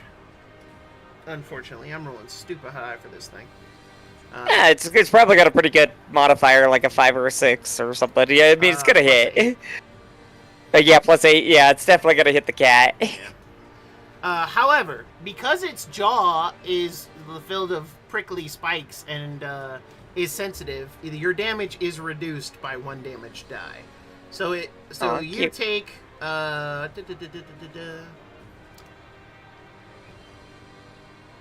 you take 16 points, or well, the cat takes 16 points of piercing damage, and is grappled. Yep, reduced by 8 because rage. Yep. Oh, whoops! I gotta take it out of the temp HP first. Yep. Yep, that leaves me with 2 temp HP. I can still handle 1 or 2 more of this. Which the cat is mostly out. Like, you can actually see most of the cat. Because it's a large creature, and this thing's jaws are not meant... You know, it seems to have an issue completely engulfing a larger creature. You, Meredith, are, like, hanging off the saddle with, like, the teeth right next to you, and the cat, like... The cat's body holding its jaws kind of open, so you weren't caught up in it. Oh, boy. Cat! Don't get eaten! It is a fish! Do not let it eat you!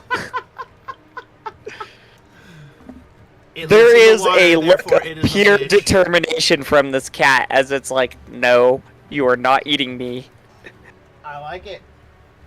Determined kitten face. Yep, determined cat of just like, I ain't letting something that eats, that I eat me. Fair enough. Alrighty. However, it can... Let me find what I was looking for real quick. Ugh. It does make an attack against Teardor at disadvantage with its tail. That is a 14 to hit. Nope, doesn't hit. Fantastic.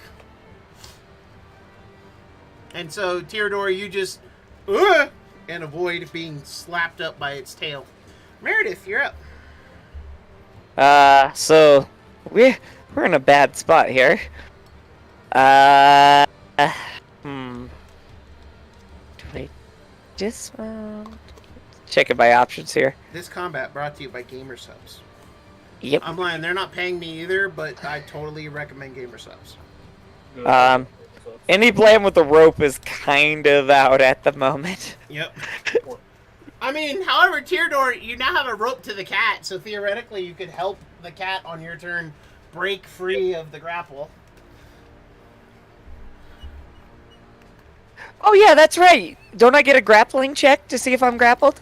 I took the hit, but so when I you get an athletics check, right? When you get hit, you're automatically grappled and restrained. Oh, okay, I understand. Sorry.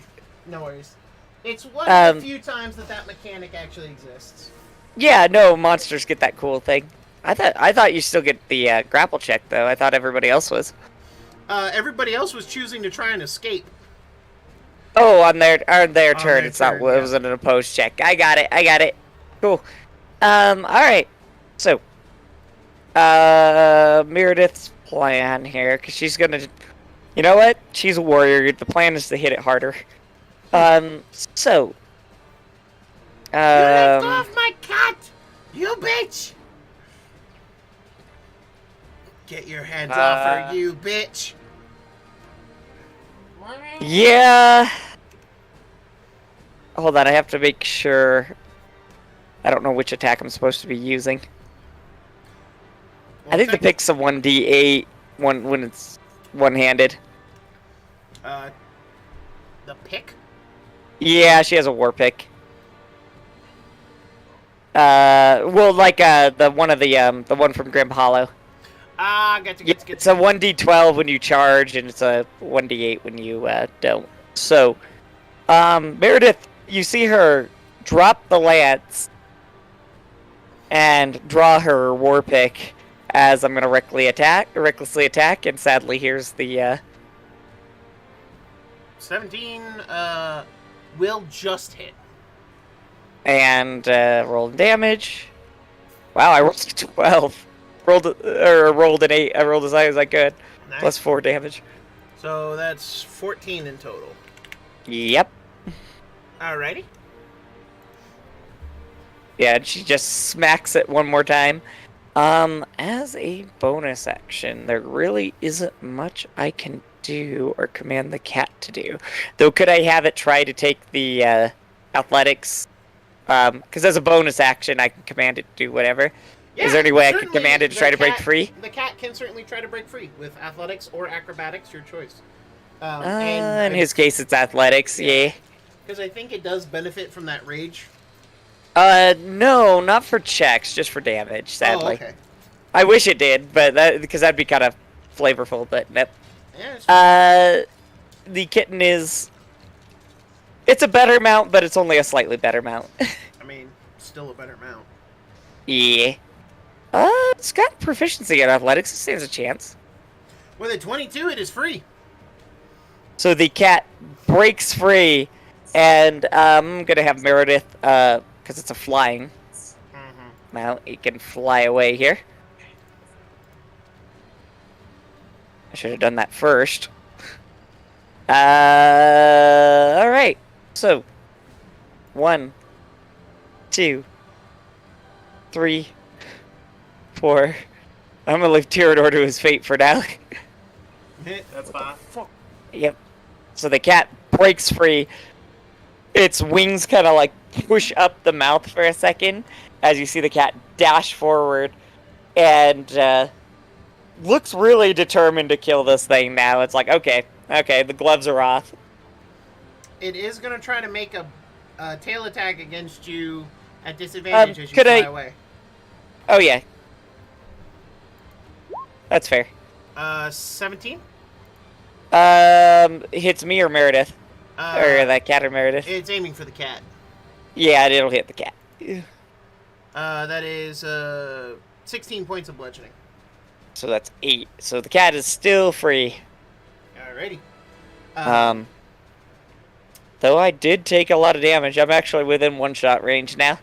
Probably 2-shot. I am going to say, though, that because it was a reaction, it's not getting the knock you prone. I mean, that's only fair. I mean, it's drunk, so that's more of a me give you. But anyway, Tyranor, you're fair up. enough. It's drunk. And made a crocker. I'm okay with this. Is Yeah. it still closed? No, its mouth is open now as it's hissing angrily. Okay. I will take the advice of a certain screaming bird. And, can I grab light a torch and throw it? So because you're a thrown weapon fighter, technically I will say yes. Lighting a torch, if you drop the rope, I will say can be a bonus action if you roll me a sleight of hand check. Okay, I will drop the rope. So dropping the rope is a free action. Roll sleight of hand. No. So you have the torch in hand. You can light it as a action. Because I firmly believe that adventurers have at least one torch that's in quick and easy range. It's just the, flint and steel bullshit. Yeah. Let me double check something.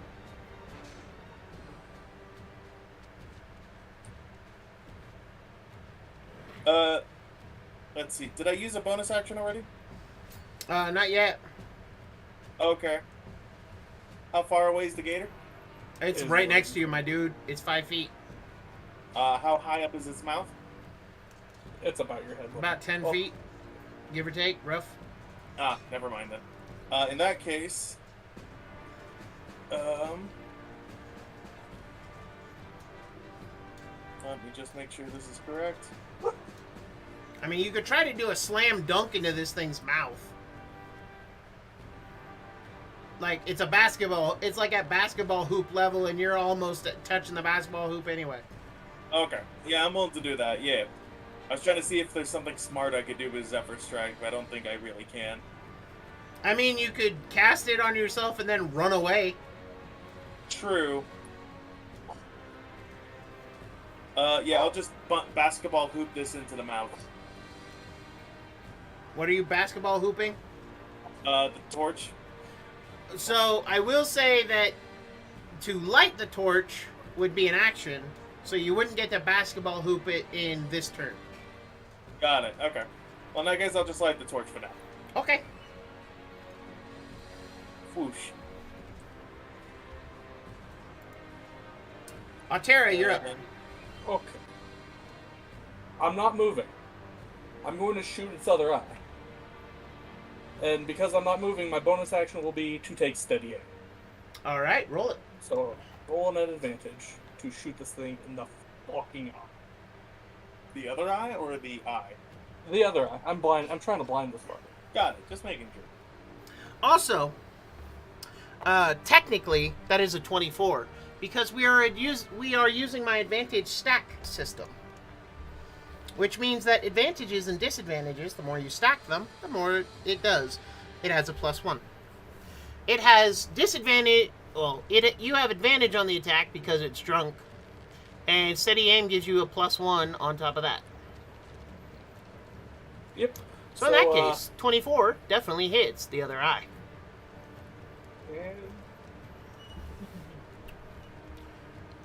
And that is 15? Yes. Yep. I'm a casino. I'm a pit boss. I can do basic math, maybe. Again, casino work is more memorization than anything, but whatever. It still doesn't get up to 21. That's why I could get it so quick. Right.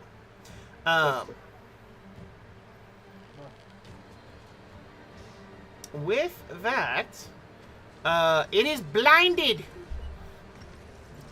It's been killed. It's been blinded. Well, I don't think it's been killed. Matt fails movie quotes 101. Well, you said specific word. Matt fails movie quotes 101. Yes, So I don't watch enough movies. I get this. But yes, that is all I can do for my turn because using steady aim does reduce my movement to 0. The last Marvel movie I think I saw was a fucking Winter Soldier. It wasn't a Marvel movie. It was a Robin Williams movie. I know, but like that's the last fucking Marvel movie I watched. Anyway. Think about what other movies I haven't watched yet. Shame to you, Johnny. On initiative count 20,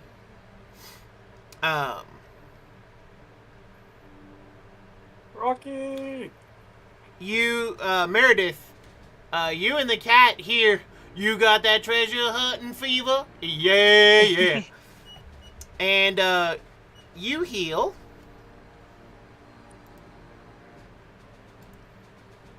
18 points of damage. The cat is basically full health. Also, At least natural health. Also, you or the cat, as you are, I will give it to you as one entity, have a bardic inspiration you can use on your next turn. Probably Meredith. However, it is now the giant croc's turn. And on initiative count 19, and on initiative count 19, it will try to bite at Teodor with disadvantage. And that's a -1. 18 to hit, Teodor. 18 hits. I think that's exactly your AC. There's a bit of a problem if it bites onto me, though.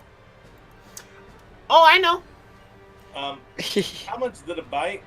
18. Am I all the way in? Your upper torso. Okay. Do we got to roll to see if the bag has been punctured? No, it hasn't. Okay. I'm sure he'll let you know if that's going to happen. Oh, yeah. Don't worry. I'll let you know. Yeah, you're kind of there when that happens. Yeah. You see, you have no chance of escaping if it's on your person. Only the people around you have a chance of escaping. I know. Get sucked into the astral sea. Lost forever. And unlike Sonar, you're not coming back. Although even Sonar came back at a nasty price. However, I would like you, Teodor, to roll me a D100. D100. 44, my lucky numbers. Oh, God. So, Teodor. Yeah? You remember what the owl was telling you to do? Nah. What was the owl talking about? Fire in its mouth. Well, you have fire Yeah. in its mouth. I'm guessing my torch is down by my waist and inside mouth now. Your torch is actually like closer to your, you were holding it up, Lighting it. So it's not and test it's level. lit, and yeah. So here's what happens. In mouth. Yeah, no, it's in mouth with you, and the How much flammable damage did I take liquid originally gas. when it hit me? You didn't say. Actually, Huh? so while technicalities, because of the way alcohol works in the fumes, it goes to get its mouth around you before it could actually get its teeth down. That fire is going to ignite. So, Bray, am I Mhm. taking sharp damage? That's or funny. Am I taking force damage from explosion before bite? Technically, it bit down on you and sealed you in, and the fumes now are lit because there's too much oxygen in the air. Okay. So, However- how much damage did I get from the bite? Because you didn't say. 18. Okay. And now the stuff lights on fire, and it deals 12 points of fire damage to you and the creature. However, the creature drops you because its mouth is now on fire. How much fire damage? 12. 12? I'm down. Yeah, unfortunate. However, you are just knocked down, so you can get back up again, and you can never be kept down. I mean, if I ever get past my -6 hit points. I mean, we're not in Pathfinder. It doesn't go to negatives. It goes to 0. Yeah, you don't have to worry about that in this edition either. A little bit of overkill. However, the giant crocodile loses its tail attack as it is trying desperately to get rid of the fire that is now in its mouth. However, it can't take an action to actually do that, but it still loses its tail attack. Meredith, you're up. I gotta stop this thing. I mean, I gotta keep hitting it or get it off of Matt. So, one. Okay, so 2 questions. If I was to put away my pick, and is there any chance I could pick up the lance I dropped, which was right, I believe here? I would say if you dropped your pick, you could pick up your lance with no Yeah, issue. fuck it, we're going for it. All right. The cat is going to. We're gonna go for the dash action. Fuck it. We're gonna do all the damage we can. Mm-hmm. So, 1, 2, 3, 4. Actually, we don't even need the dash action. I think. Excuse me. No, we do. All right, because 4 back, and then I won't be able to attack. All right, so she drops the pick, picking up the lance. Mm-hmm. And then we're going to take the dash action. So it does get an opportunity to attack if it wants to go for it. Yeah, sure. It'll try with a tail. Yep. And Disadvantage because drunk? Disadvantage -1 because drunk and blind. So that's a 13 to hit the cat. Yeah, it misses the cat on the dodge. On the back. And then 1, 2, because it's got 90 movement. Yep. 3, 4, and then you know what we're doing. For cat and coin! For cat and coin. So 1. Why am Oops. I Whoops. more goddamn enthusiastic about your 2, charge than you? 3. Well, because I've done it a lot. Wow. For cat and coin! There you go. You have to do the charge, right? Yep. And here we go, Meredith the coward.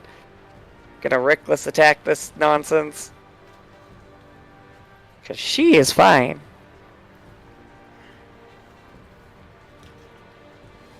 $25. 25.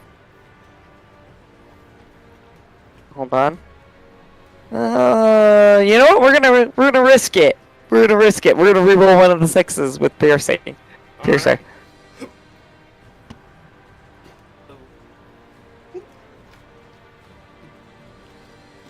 Wait, why is it only doing a d6? Hold on. Oh no, it's at a 10, so it's reroll 1d10. Yeah. Oops.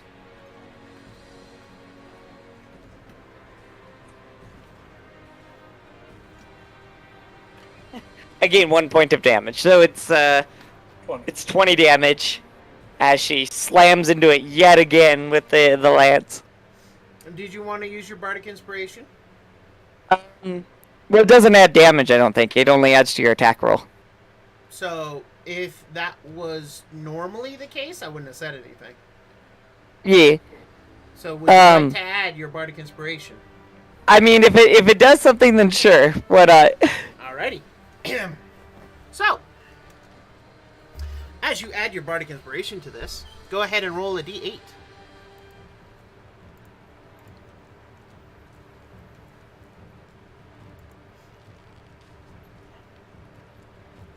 Okay, that's 5 more points of damage. Nice, so 25. She's done almost 100 points of damage to this thing. Indeed. Teardor, roll me a death saving throw, please. Okay. Because this is not one of the games Hold where on. I'm rolling the death saves. Nat 20. Hey, Death Teardor, save? you're up Yeah. with 1 hit It's point. still a 20, though. Yeah.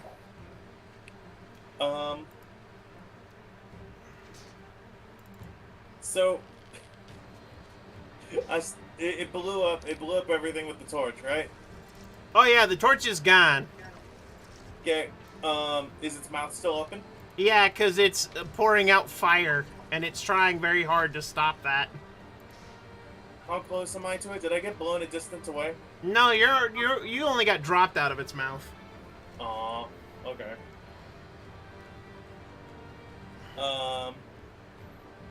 So I'm gonna move. Let's see. What's my movement? So death saves technically happen at the end of your turn. Oh, never mind. Sorry. I'm done. Alrighty.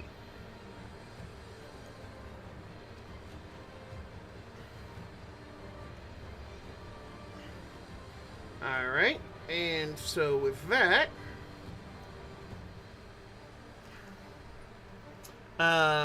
Altera, you're up. Okay, so we're gonna fly the 15 closer. Would it be a bonus action to throw a flask? No, not for you. No? Okay. Then yeah, I'm just gonna go to put an arrow in its throat. Oh wait, what kind of rogue are you? I am a scout rogue. Oh yeah, no, you don't have fast hands, sorry. Yeah, so, yeah, we're just gonna... That is the providence of the thief rogue. Yeah, so we're gonna go ahead and fire an arrow into his throat. Sure. And, I'm guessing I'm at advantage. Yeah, advantage +1. So that's gonna be, oof. Unfortunately, a 14 is not going to hit as you send the arrow and glance it off of a particular sturdy piece of hide.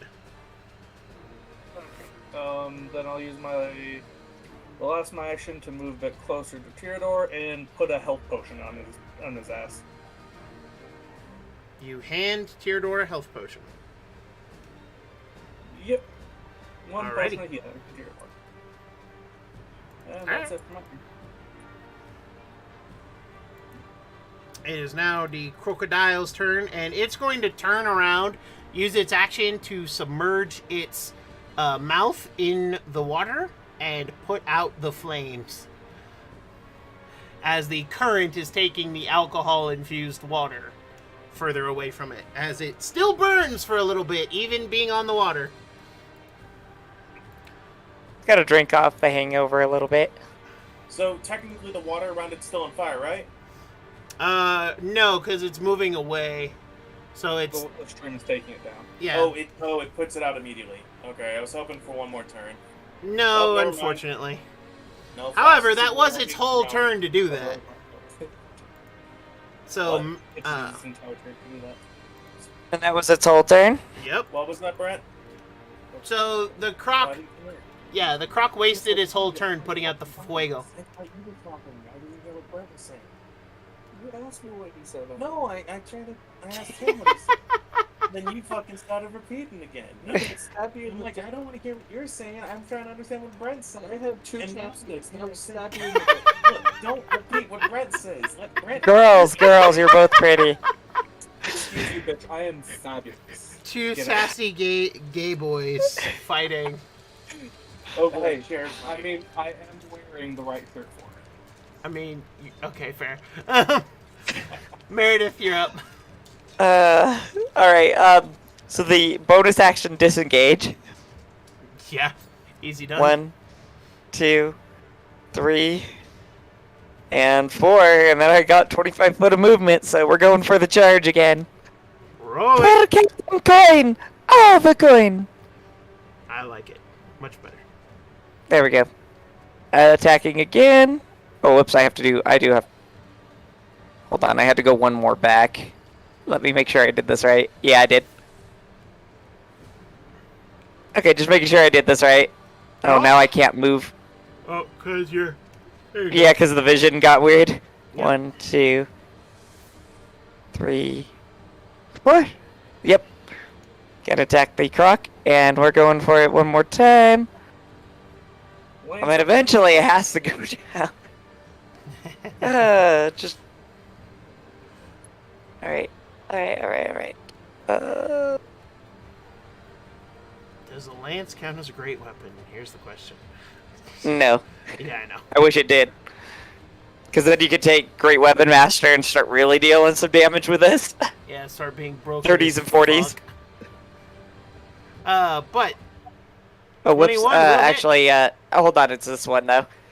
I clicked the wrong weapon, but yeah, 21. Oh, yeah, for the old cat. Yeah, for the old cat's the close range Yeah, lance one. and so I this have a is name. a 13. Well, wait, no, it's still a hit, but I just clicked the wrong weapon dice. Because the other's only a +6. Yeah, the only difference is +1. Oh, yeah. Yeah, okay. Yeah, I'll I was allow like, wait a minute. Yeah, it was like, I'll allow it. I'm a nice guy. Yeah, I just clicked the wrong dice for the damage. Wow, that's it? Well, how do you want to do this, rolling Meredith? that too. How do you want to do it, Meredith?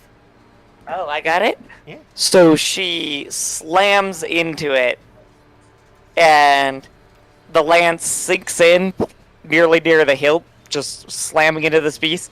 And the cat is spending all of its time clawing and biting and scratching as this thing's flailing around left and right.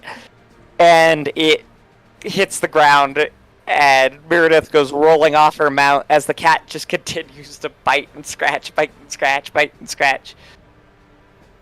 And, yeah, that's it.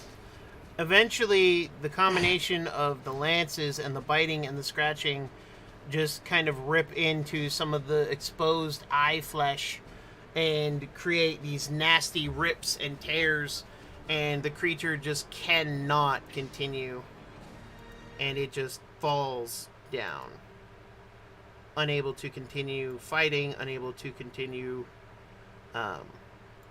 just unable to continue. It has been rough for this poor creature. Huzzah! Easy enough, huh? Don't you think? Meredith says, brushing herself off. I'm gonna retrieve my 2 arrows out of its eye sockets and then look to see if try to find the last one.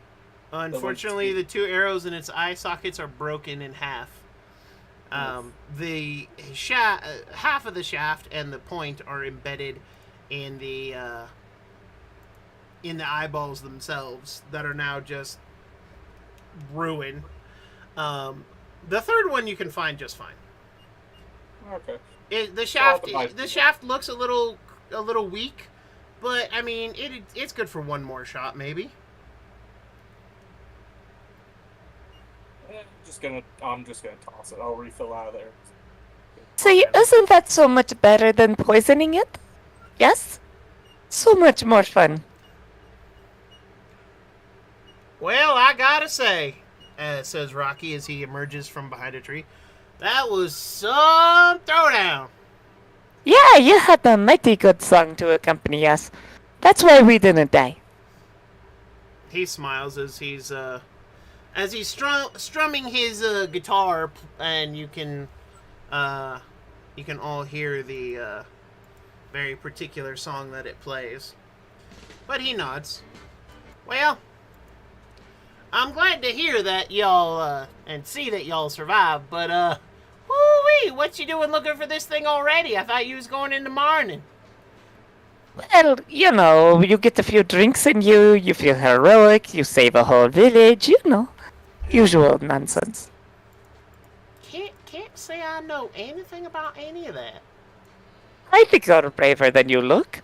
I mean, you hid behind the tree, but you still sang. Oh, I didn't. Could you help us get this back to town? I want to see if someone there can skin it for me. I want some croc leather. Hey, let me do something else. And he just strums his guitar really fast, plays another chord over top of over his Wanderer song, and a ball of light shoots up into the air and explodes in bright color. To which, after about 5-10 minutes, a whole bunch of people come running out, or rather waddling, as beavers, badgers, and chipmunks don't exactly quote unquote run. Well, chipmunks are pretty fast, but beavers and badgers don't exactly quote unquote run like we know it.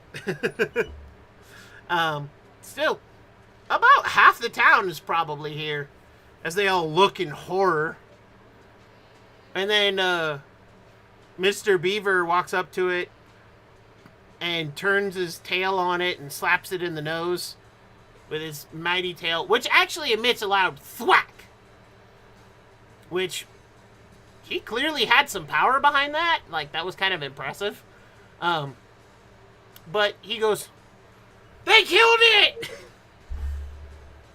And a whole, "Rah!"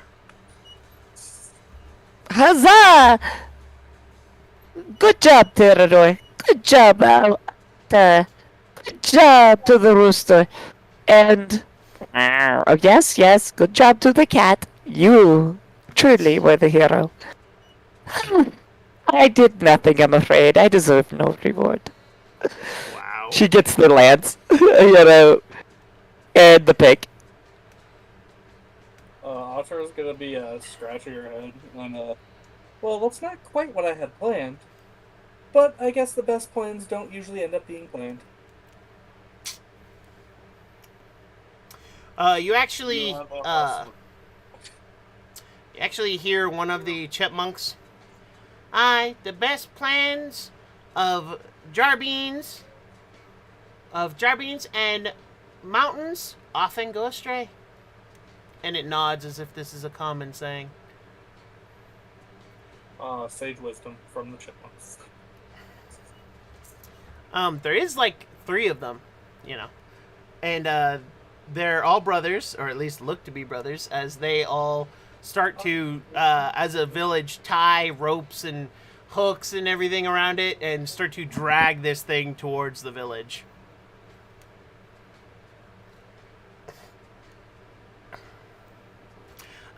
We're eating good for a while. Mr. Beaver does look to the rest of you. Can you help?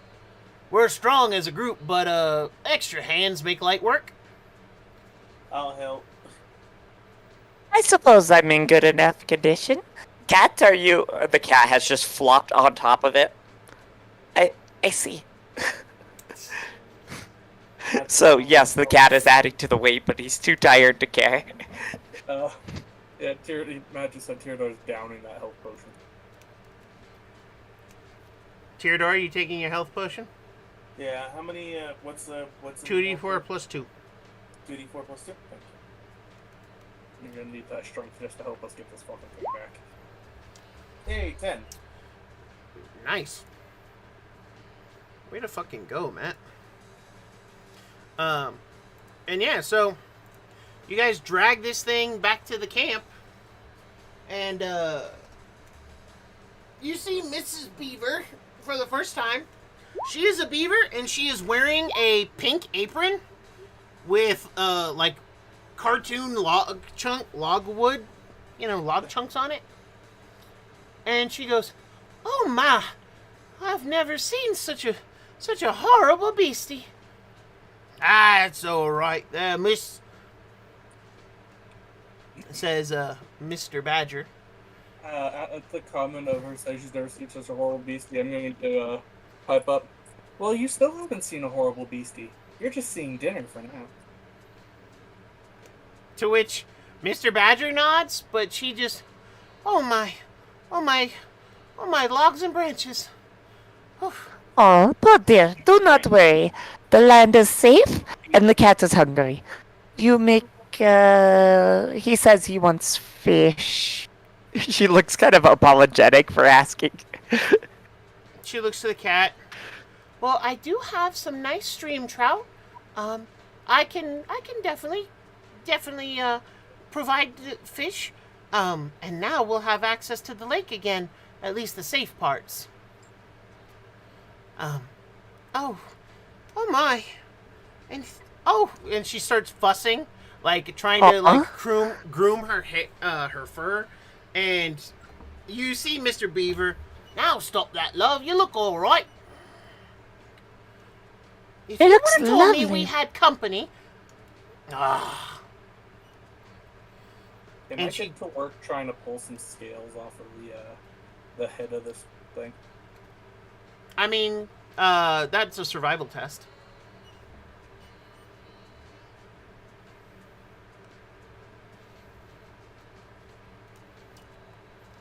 You get a couple.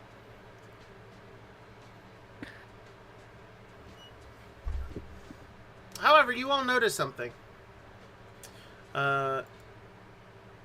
Rocky Adale's music is nowhere to be heard, and in fact, you don't see him anywhere. Oh no. As you all go ahead and roll me a just a wisdom check. Sure.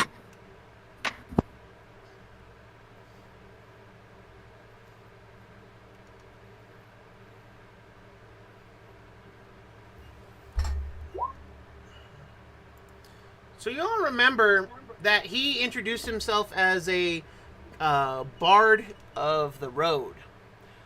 He also has told you of his, specific kind of feature, which is basically that he has a spell that allows him to, avoid exhaustion so long as he keeps moving. So clearly he has never stopped moving. Also, you imagine that if he stops moving for too long, that will be either the end of Rocky Adale, or he will slip into a coma for who knows how long. Sounds about right. So he is just still wandering away. Oh, and didn't even get so much as a thank you from us. Well, a little bit from me, but I'm not worth anything. The cat just groans at that comment. I want to hear a cat groan.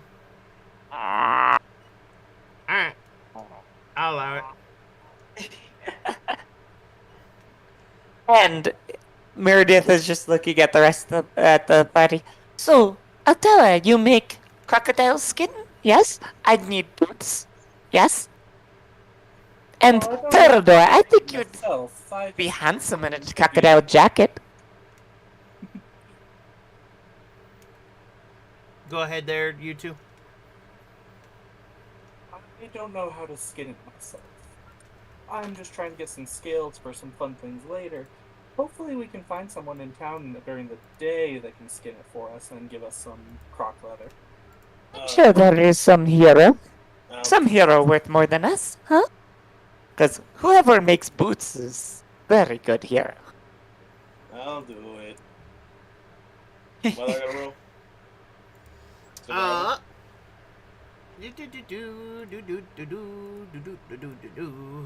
This thing's huge. I'm gonna say the cat is going to help since he has proficiency in survival if it's a survival check. I would So also attempt to help him. it is a survival check. So here's what it's gonna do. Theodore is making the check, but it'll be a +2 because of allies assisting. Okay. Might as well make it a +3 with Meredith. All right. So so sorry, it's advantage +2 then. Sorry. Okay. That's my bad. So with a 17, Yeah. I mean you're doing pretty good at skinning this thing.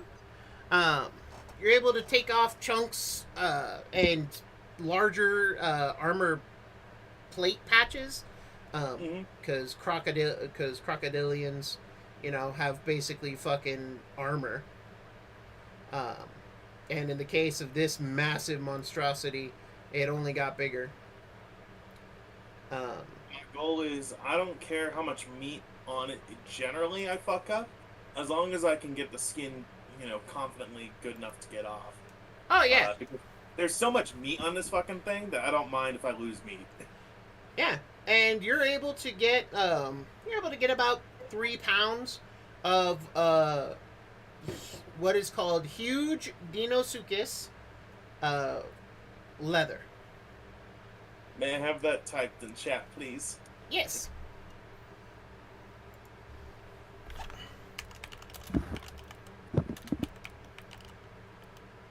Wonderful. See, it is quite the prettiest of pelts.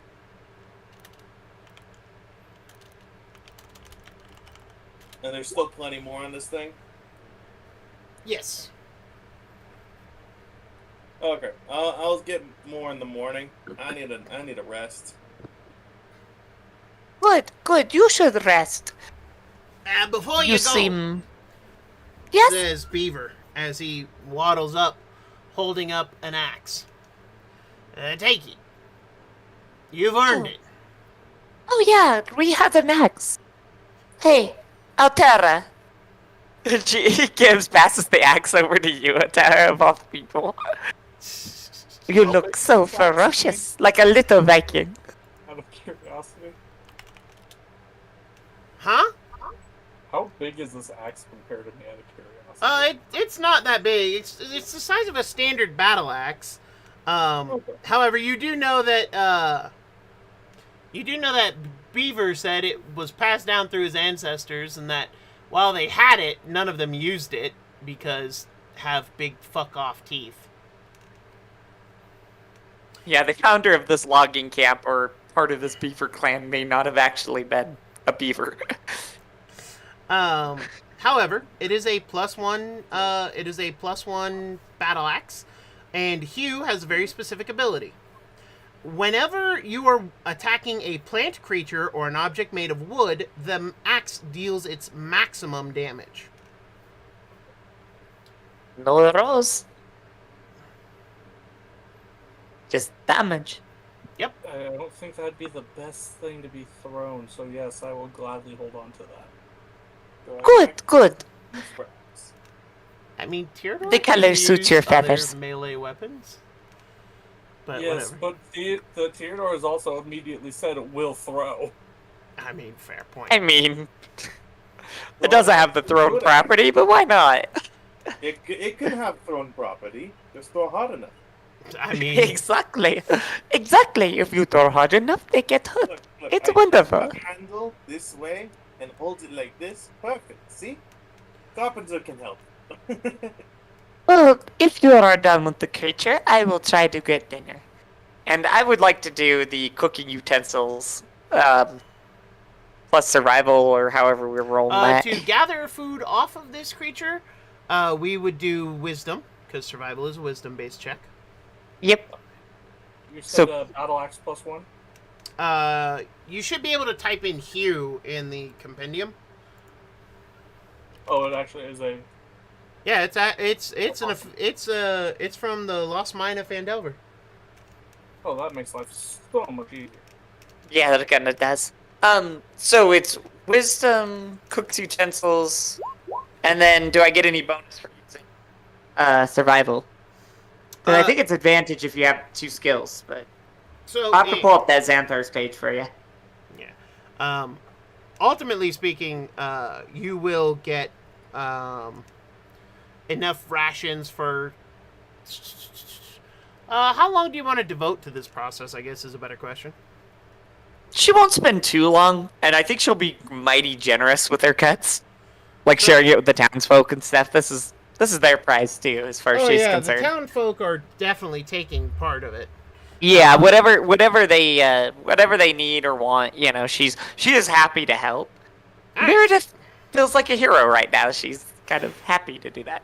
So you have a week of huge Dinosuchus meat in Okay. rations for the I whole will add party. 7 rations. Oh, for the whole party. Got it.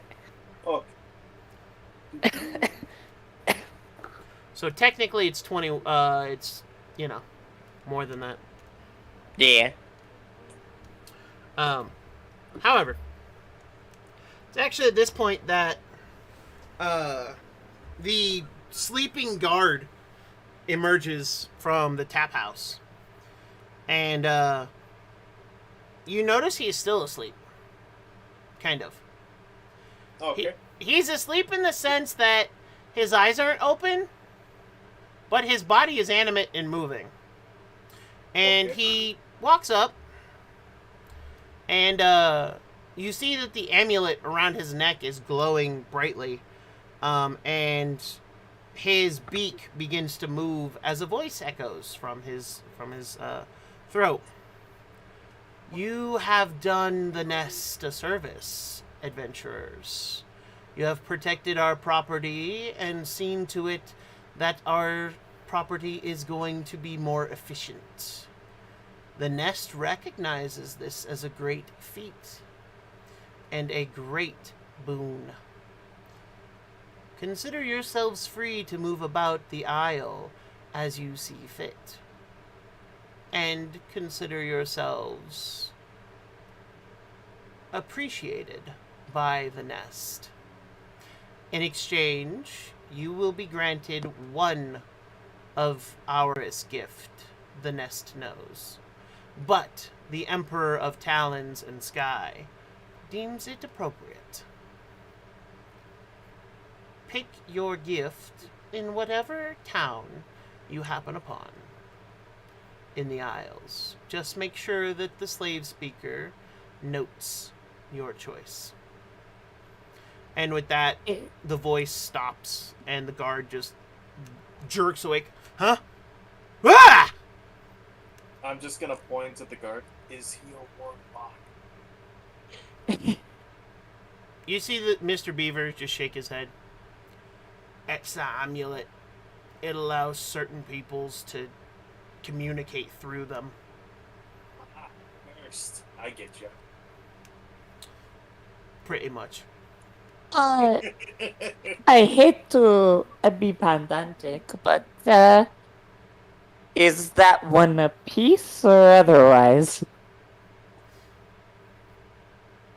No, she doesn't say this with like a seriousness of like understanding, like she's actually going to use it more. She's trying to understand what she was just given. To clarify, You see, she has a kind of confused look. another survival check, Tyrador. You see, Mr. Beaver. With that vaguity, I'm gonna say that it's a group. You're identified as a collective.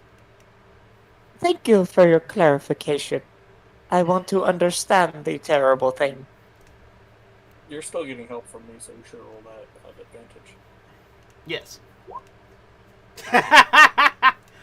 That's funny. You get 2 scales and a tooth. But Mr. Beaver just nods. I'll put it on the book, I guess. What do you call yourselves? Oh, This is the company of the old cat, clearly. He looks to Tyrador and Altera. We're here to explore the wilds. The Wilds Expedition Unit. Oh, fine, fine. I was just kidding. The cat groans and just chomps on a piece of the crocodile.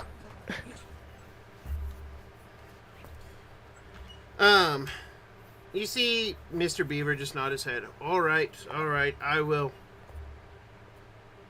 Hey, what's that? He points up, and you see a little yellow star come flying down. And, Meredith kind of attaches itself to you. What? Oh, what the hell? You see her trying to brush the star off, panicked. As you brush the star off, you realize it's a badge. Oh? This? Oh. And it reads, Um, let me. Crazy cat lady. It reads the crazy. No. Um.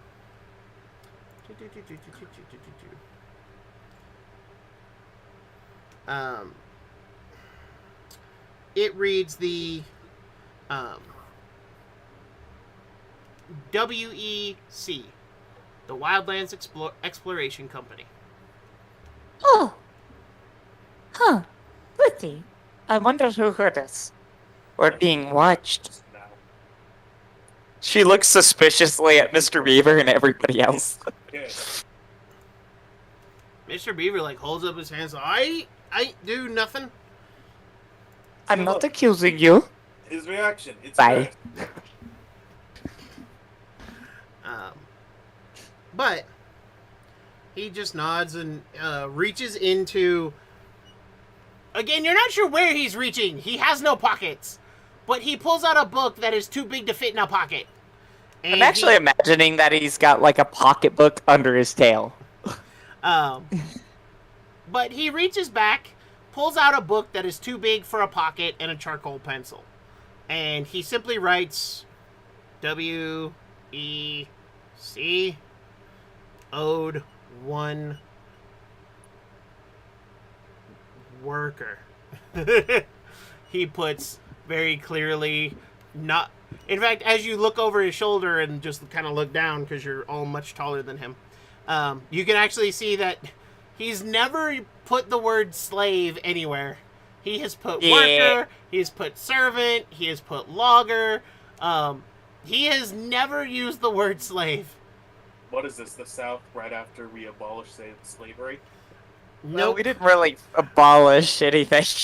It's his Well, no, one. they just It's his changed one names. act of defiance. Mr. Beaver, Oi. I promise we'll use it for the greater good.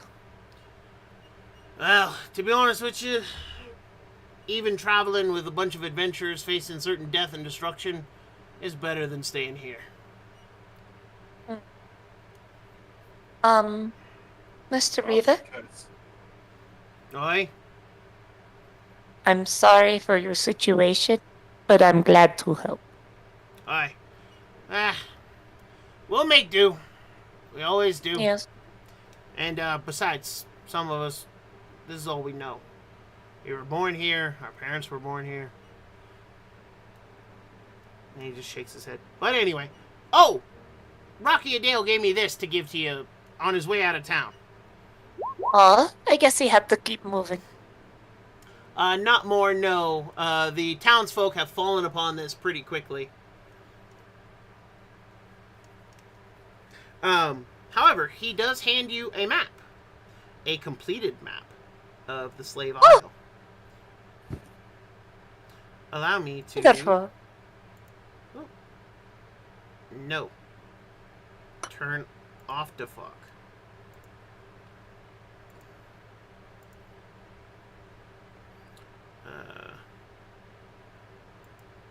Dude, you be stupid.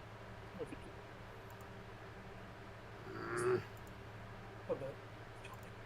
hate all the things.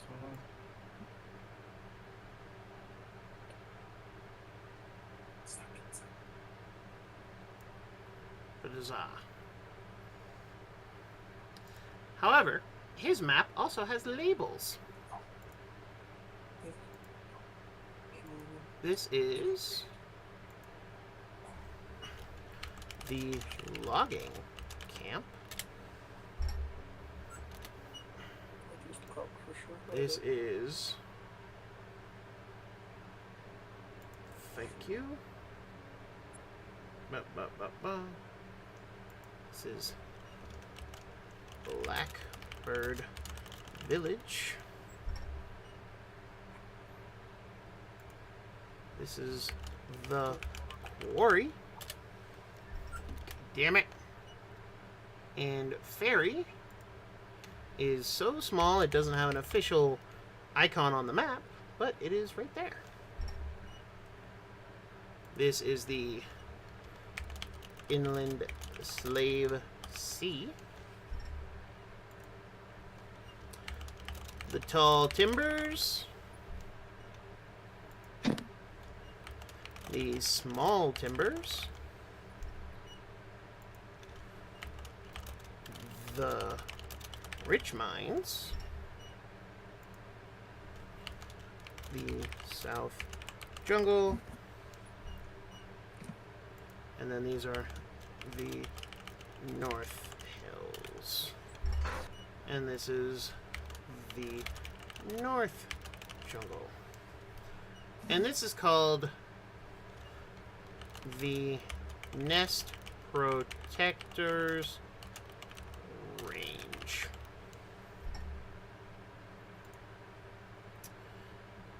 Alrighty.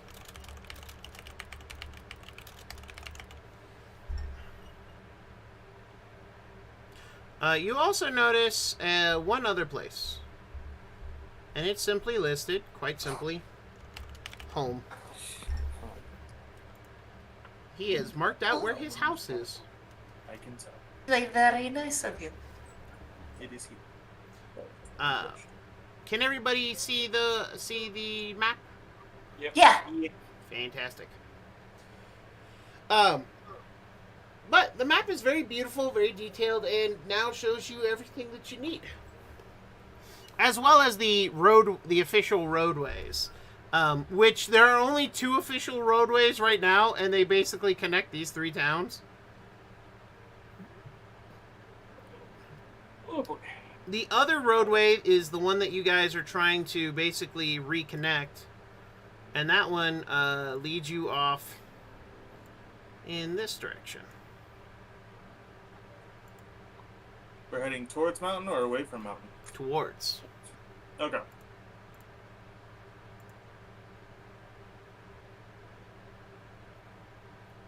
Mr. Beaver, you said the quarry also needed help, yes? Technically, we all need help. I am only one hero, you know. And she kind of looks a little embarrassed to call herself that, but she looks a little proud. He shrugs. Well, in order to get to Ferry, you're either going to have to wait until Gopher and his crew can finish the dig, which I'm not sure if they can even do that, or you're going to have to go help them finish it.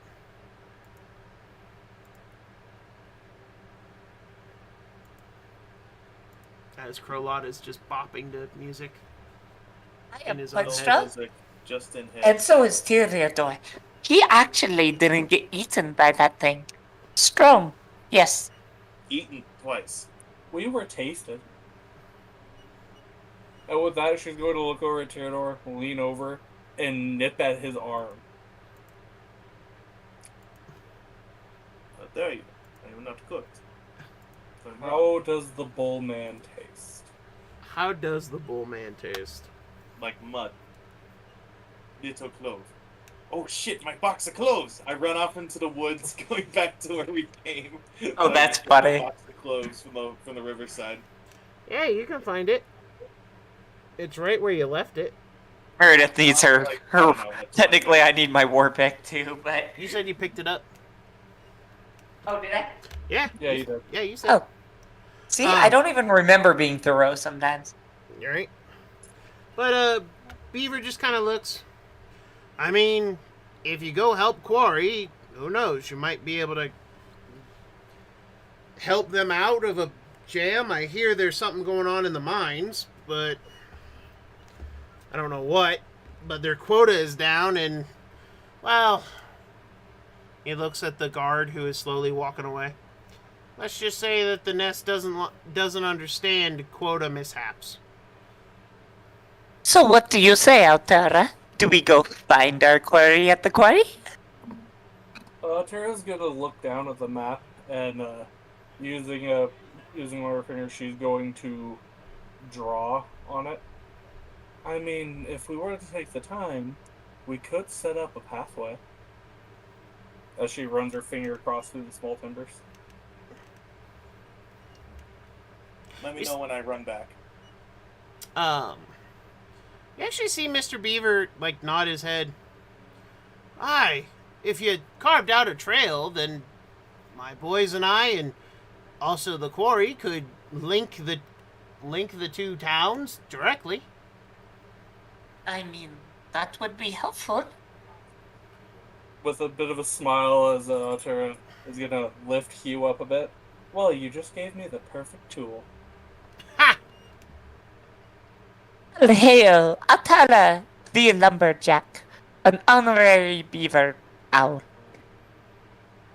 I'm just looking at the picture I have set, and I'm just imagining in flannel now. You actually hear, Mr. Badger. I would be careful, though.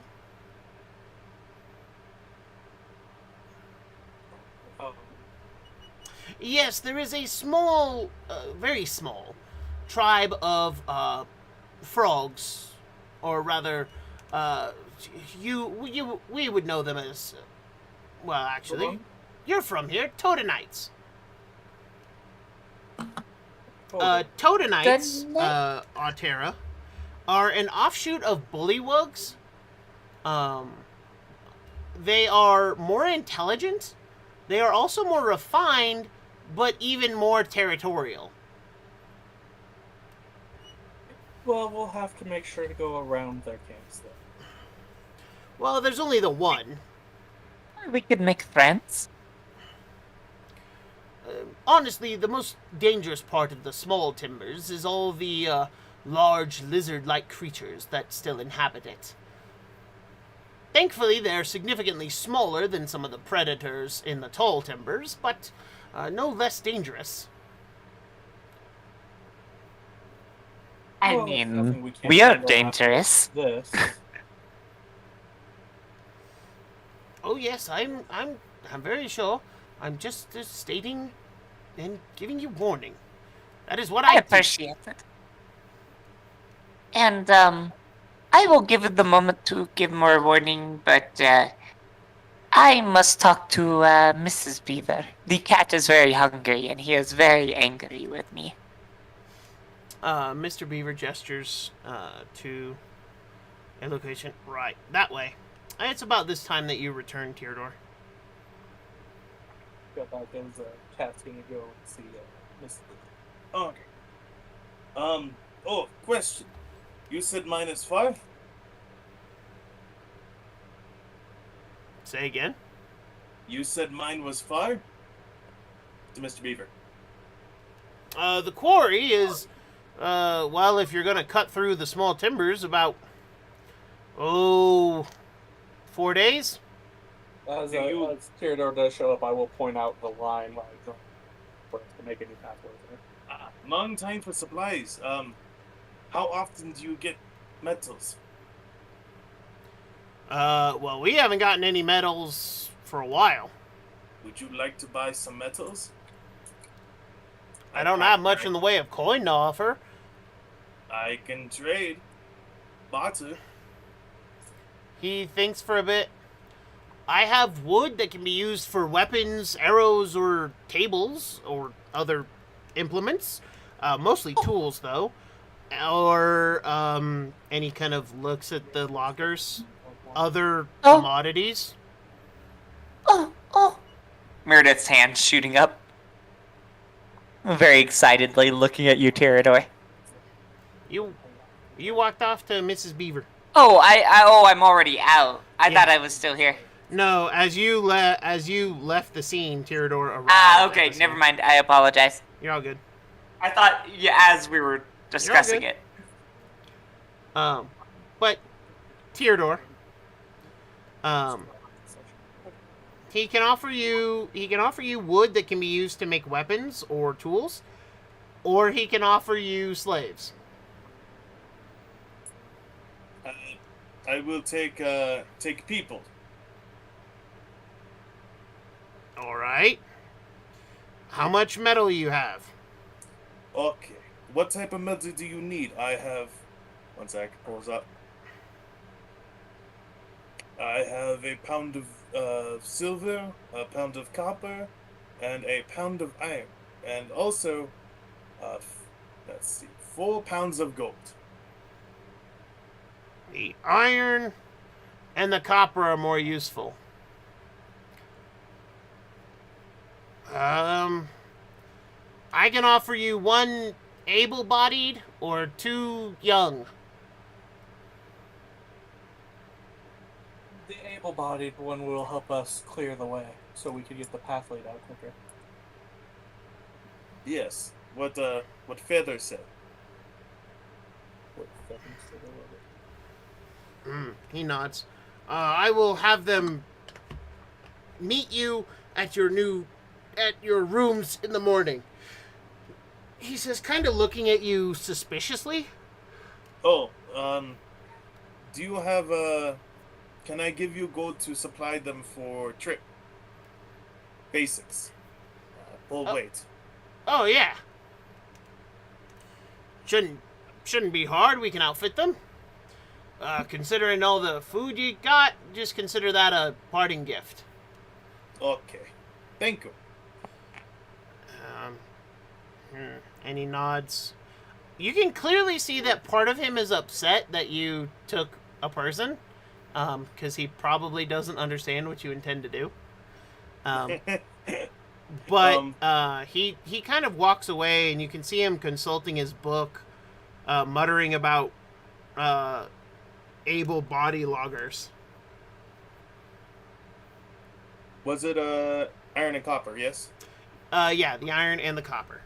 Okay, I marked them as 0, but I do eventually I do want to get more, and I'm just gonna keep the mark in my inventory for it. Yeah, just set the one on the left is the quantity. Oh, okay, got it. Yeah, the one on the right is your weight, the one on the left is quantity. Yeah, mixed it up. Thank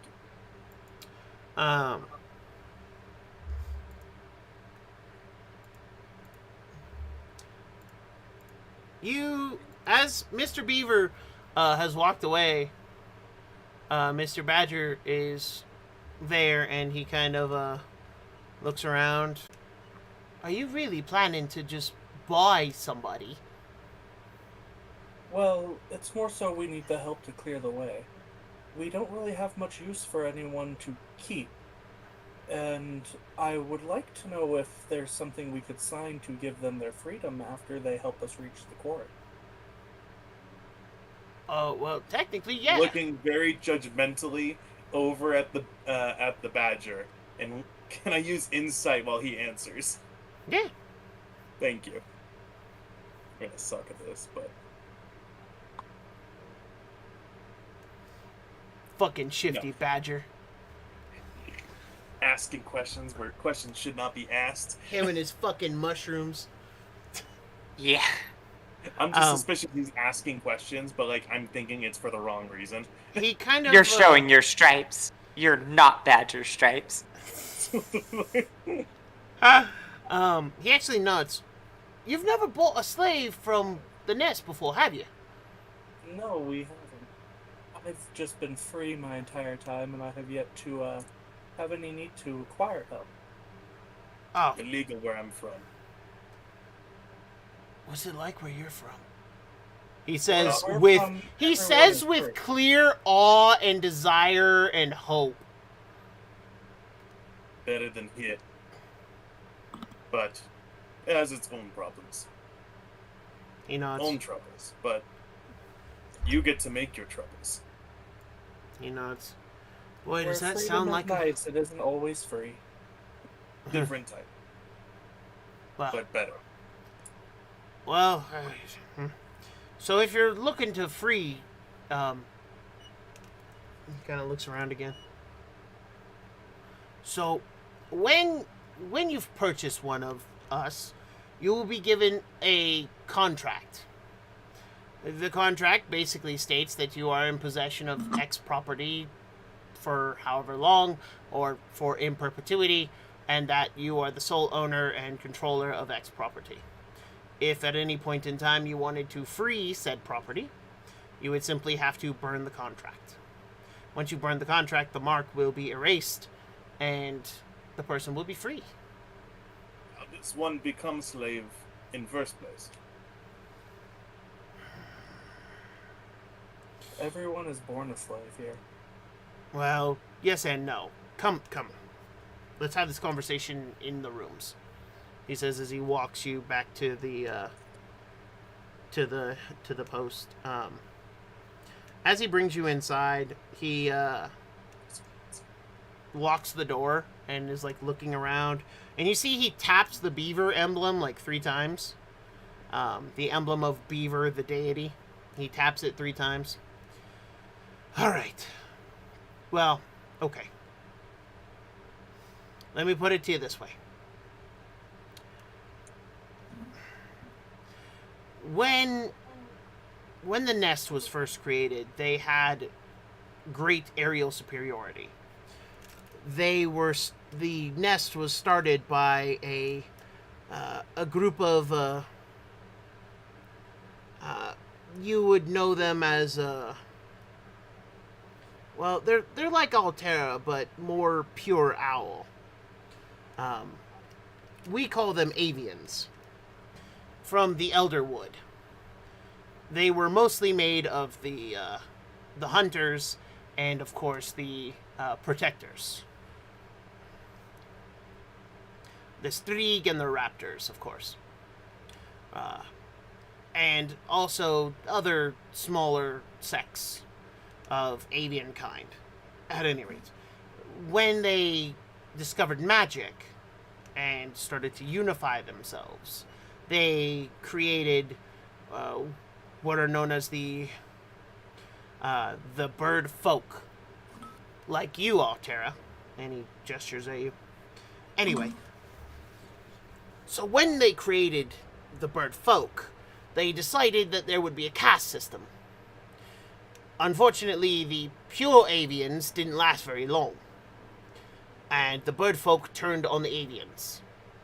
Avians are pure birds. They are, well, like me, and he kind of gestures, but bird-like. I am what's known as an elder folk. Elder folk come from the elder wood. We are more animalistic. The curse of, they call the curse of the sapiens, though no one knows what the hell a sapien is. It's ancient, it's an ancient curse. As ancient as the sum of the trees, but it's a plague that spread from some races. It infected the Elderwood, and this caused the Elderwood to banish people. Well, when they banished them, they sent them all across the wildlands. When the avians in the nest, or what would become the nest, had it, the bird folk decided that they would rise up against the avians, and they did, killing them and making a new land. So they needed someone to build it. Avians and birdfolk are not exactly good builders. At first it was negotiation, treaties and trade. But then one of the birdfolk discovered the secrets of the rock. Rocks are giant eagles the size of mountains almost. They are huge and fly across all of the wildlands. There's only ever about 12 at any one time. However, the nest controls 2. A rock is capable of lifting up whole groups of people, 10 or more. And that's when the kidnapping started. The rock callers, as they were called, and still are, would go across the wildlands kidnapping travelers, or even small hamlets, taking as many people as could fit in talons and fly them back to the nest. Of course, these people had no weapons with which to pierce a rock's talons, so it didn't matter how they struggled. When being dropped off, the brand was placed on them, and slaves they were made. Slaves made of the nest are forever slaves, and we cannot even breed without consent. It is utterly horrifying and humiliating. It's something to do with the magic of the slave call and the slave brand. We don't know how it works. But anyway.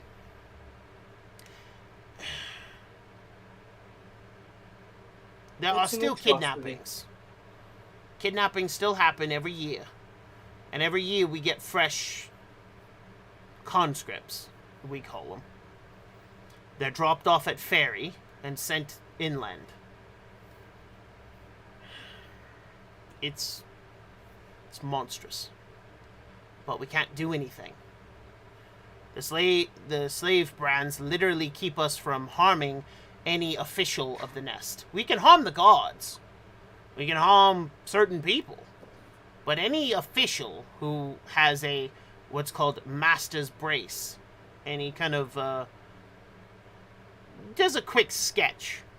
And it's an arm brace with a very intricate looking symbol of the nest. However, at the top of it sits a crown. Altera, you know this is the royal seal. This is given to people who are of significant authority. Basically, one of the council, one of the governors, or the Talon Court. Very, very high up in society. And they wear this brand, or this emblem, in a bracer to show their loyalty and to show their status. It comes in different varieties of precious metal, the highest of which being platinum, and that is worn by members of the Talon Court, or the General, or the Rock Speaker only. The Talon Court consists of 5 members, specifically, that you remember. And then the Rock Keeper, or the Rock Controller,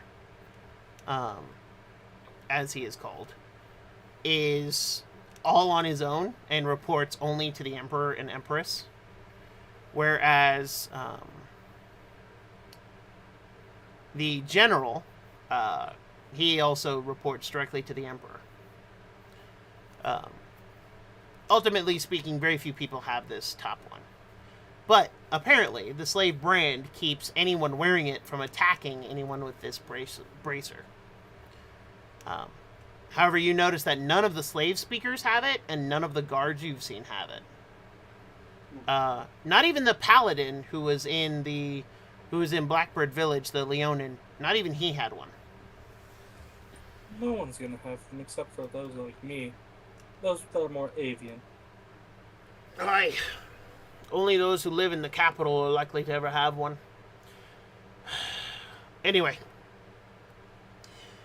They keep us from attacking those people, and those people are the one who call the shots. And any time we've tried to rise up, it has been a bloody mess. With only casualties really being ours. We maybe get 1 or 2 if we're lucky. But for every 1 or 2, they kill 100 of us. And then still expect quotas to be met. And we're still recovering from the last time that sovereignty landed.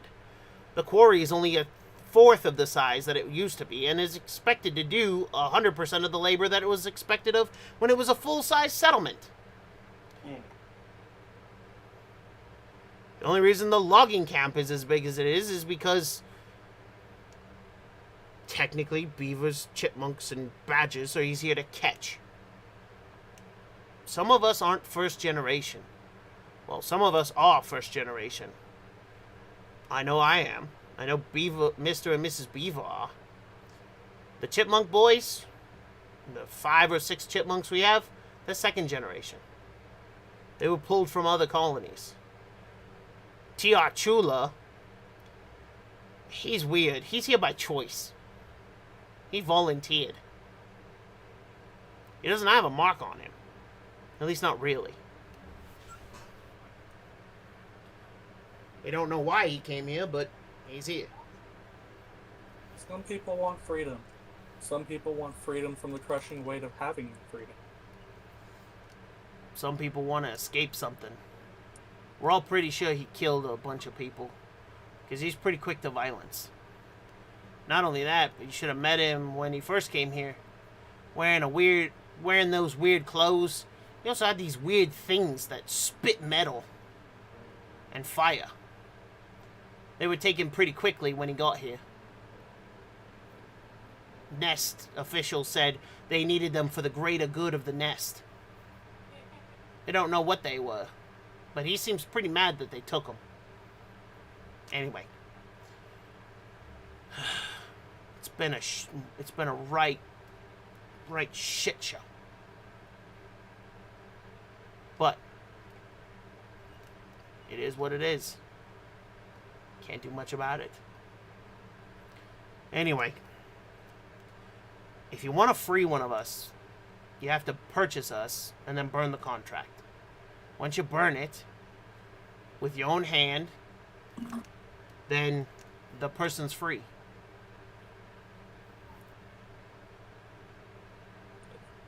Well, one person will be free by the time we reach quarry. Well, that's good to know. You're probably going to get a beaver. Maybe a woodchuck.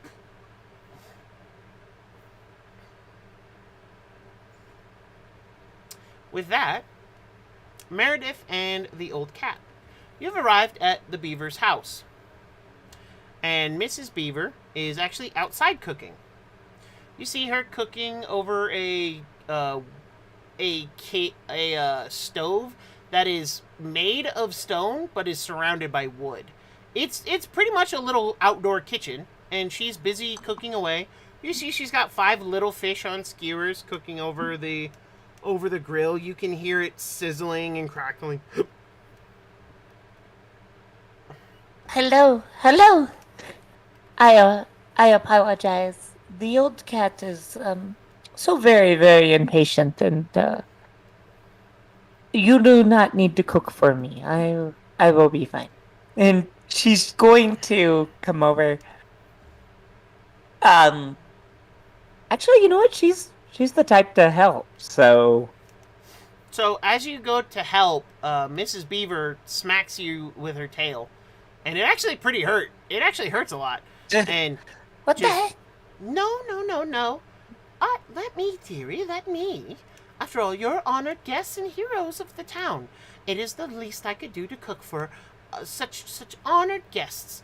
Please, sit. And she shoos you away, gesturing to a small little table. And, points for the old cat to join you. But she smiles. I'm nearly done anyway. And the old cat puts his head down on the table, his head nearly the size of like a small table. Just flop, and opens his mouth. You realize the table is actually a tree stump that has been shaped on the sides to be less stump-like. But Mrs. Beaver walks over with a wooden plate and loaded up with the 5 fish. However, she looks to you. Don't worry, dearie. I just figured that the old cat, as you call him, would be hungry, and with someone of his size, probably pretty ravenous. So I made his first, dearie. But don't worry. I will get yours now. And she sets the plate down. She puts her hand up. I'm fine. You'll probably have to feed him again. One time he went a year without food. And then I fed him 1 meal, and now he thinks he needs a meal all the time. Oh, you poor thing, she says, looking to the old cat as she sets the plate down. Well, the cat nods like as if he is the most mistreated creature in the world. She just, allow me to go and finish cooking. She waddles over, and I will hear no more arguments about what you do or don't need, she says, her tail slapping the ground as it points vaguely in your direction, because it's a beaver tail, and so, pointing. Yeah, as she's walking away, yeah. Meredith goes, yes, ma'am. she kind of falls in line. Having the same relationship with the old cat, really. And you see her sit straight and fold her hands in her lap. She has impeccable table manners. She creates for you a shish kebab of, so it's the fish, however, on both ends are mushrooms. Wild mushrooms that she's caught and,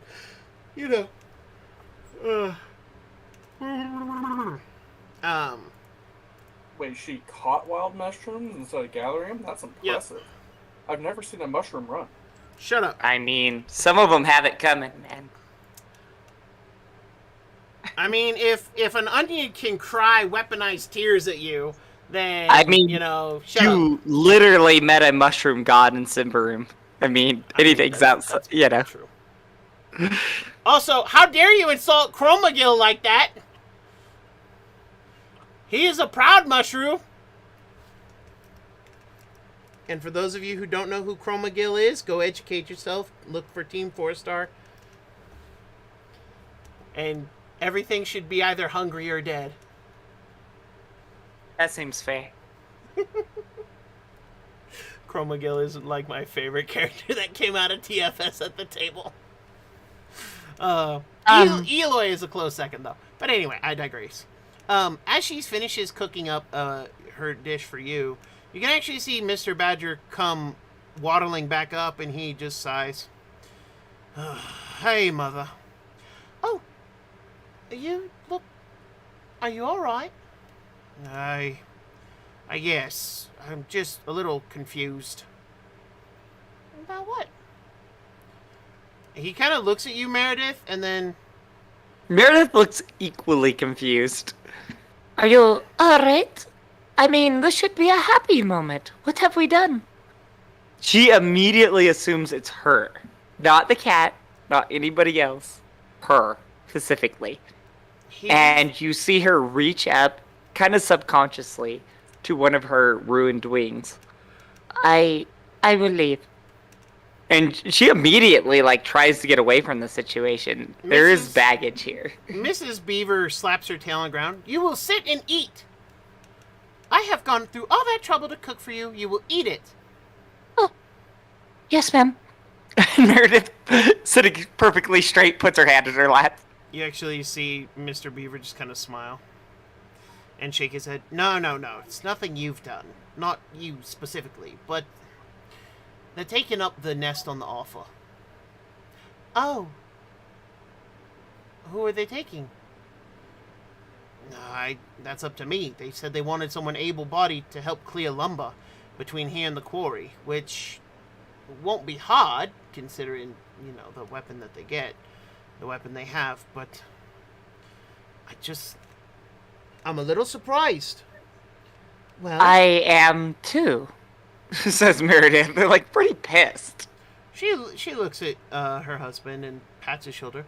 Well, dear, the first thing to remember is what I always say. Never assign malice to somebody you don't know well. And we do not know these strangers well. Maybe they just need help and don't know how to ask for it. Or maybe they think that because we are, in our position, that we can't offer our help freely. After all, the small timbers are too small for the order that we're supposed to fulfill this month, and will not get us there quickly. It would take at least 10 small timber trees to equal the massive tall timber trees. You're right, Mother. You're always right, but I don't know. It just caught me off guard. I know. It caught me off guard.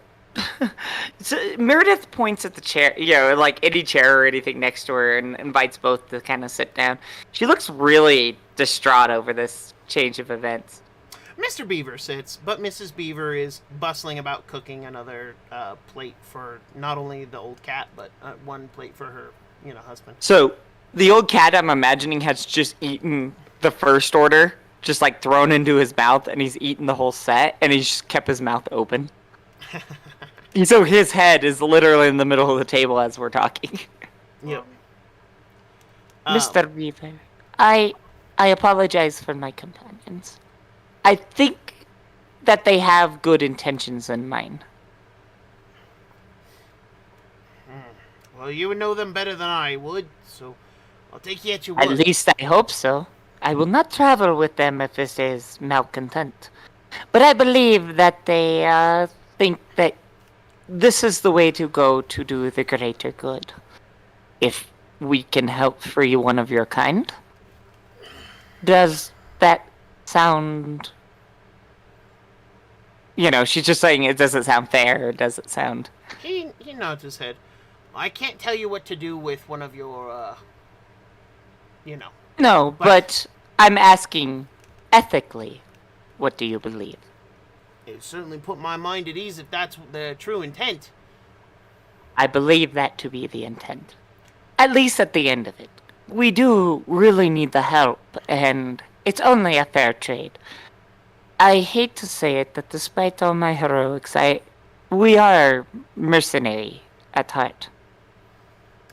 Well, we don't mind helping, at least a just cause, but I don't know, just caught me a little off is all, and I'm a little out Me of as well. sorts. But as I understand, we are going to try to carve a path. If we send any wood that we collect back with you, would that be help you make quota, and then we promise to free our associate? She says, nodding, Mm-hmm. And he nods. That sounds like a worthy cause. Actually, quite generous on our part. I certainly don't disagree. It's not like I could stop you if you decided to change it, but cutting down the timbers and letting us collect them as you've cut them down for us would save us quite a bit of hassle, and that way I could assign only a couple guys, and I wouldn't have to take away from the main lumber force. At least not in the short term. And I know not about the situation here, but I have a suspicion that one person won't make much of a difference. Aye. And now that you've cleared out that big monster, we can get rid of the smaller ones. Though some of those monsters are still fairly big. But now that the road's not blocked no more, we could possibly help, me and the old cat. Well, if you happen to pass any more giant crocs or dinosuchuses, please kill them on sight. We will clear them out, I promise. The old cat is fond of the meat. The cat has not lowered his mouth, but you see his tongue roll. And a little bit of saliva dripping from the cat's Mrs. mouth. Beaver returns, handing a plate to her husband and, handing you a plate, Meredith, to feed to the old cat. Yeah, she's just feeding him skewers. And he nods. One thing I will warn you about the small timbers. They are home to many of the dinosauruses. And, you should be very careful. Some of them, however, some of the biggest ones and some of the most armored ones are actually gentle, leaf eaters.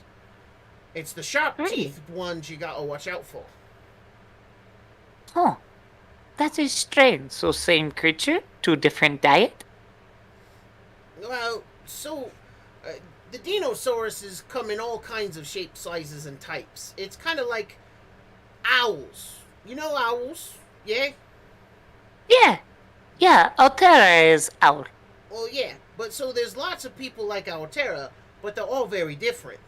Some of them don't eat mice, some of them do eat mice. Some of them eat kittens, some of them don't eat kittens. Chomp.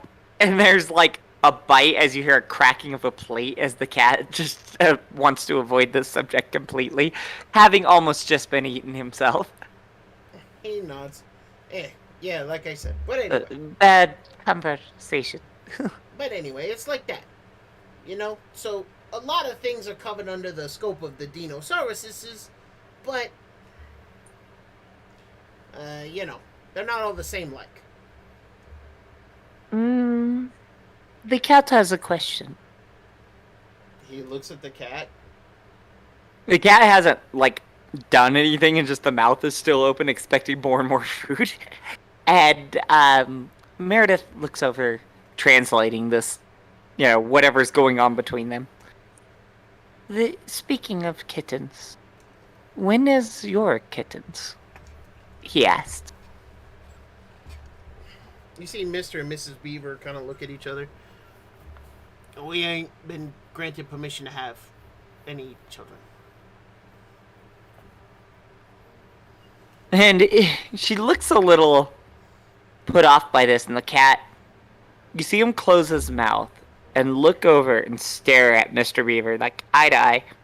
this ancient predator, and you see one massive paw touch his own as the cat gives his sympathy.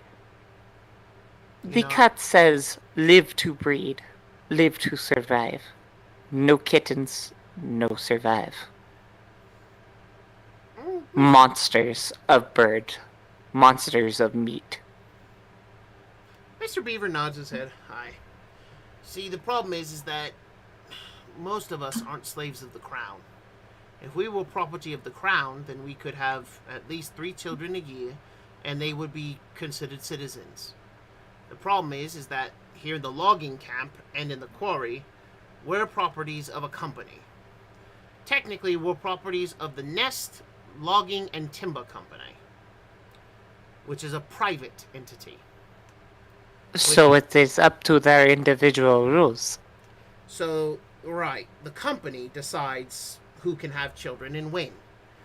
Also, our children are technically born as property of the company. The quarry is run by the Nest Rock and Mining Company. And same thing apply there. Gopher and his dig team, however, are slaves of the crown. They are technically part of the Nest rework and restoration project. Anyway, Gopher and his people can have children whenever they want.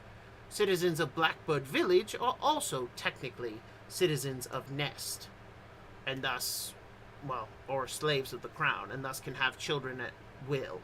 No more than three a year, but still. Same goes with Fairy. Fairy is a town of the crown, and thus their slaves are of the crown.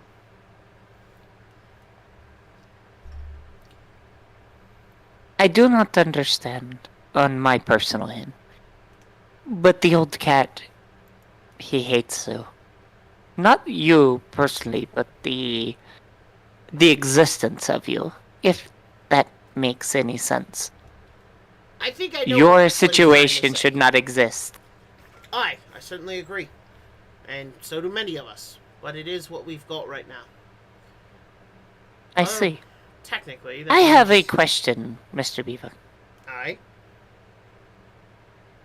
If we were to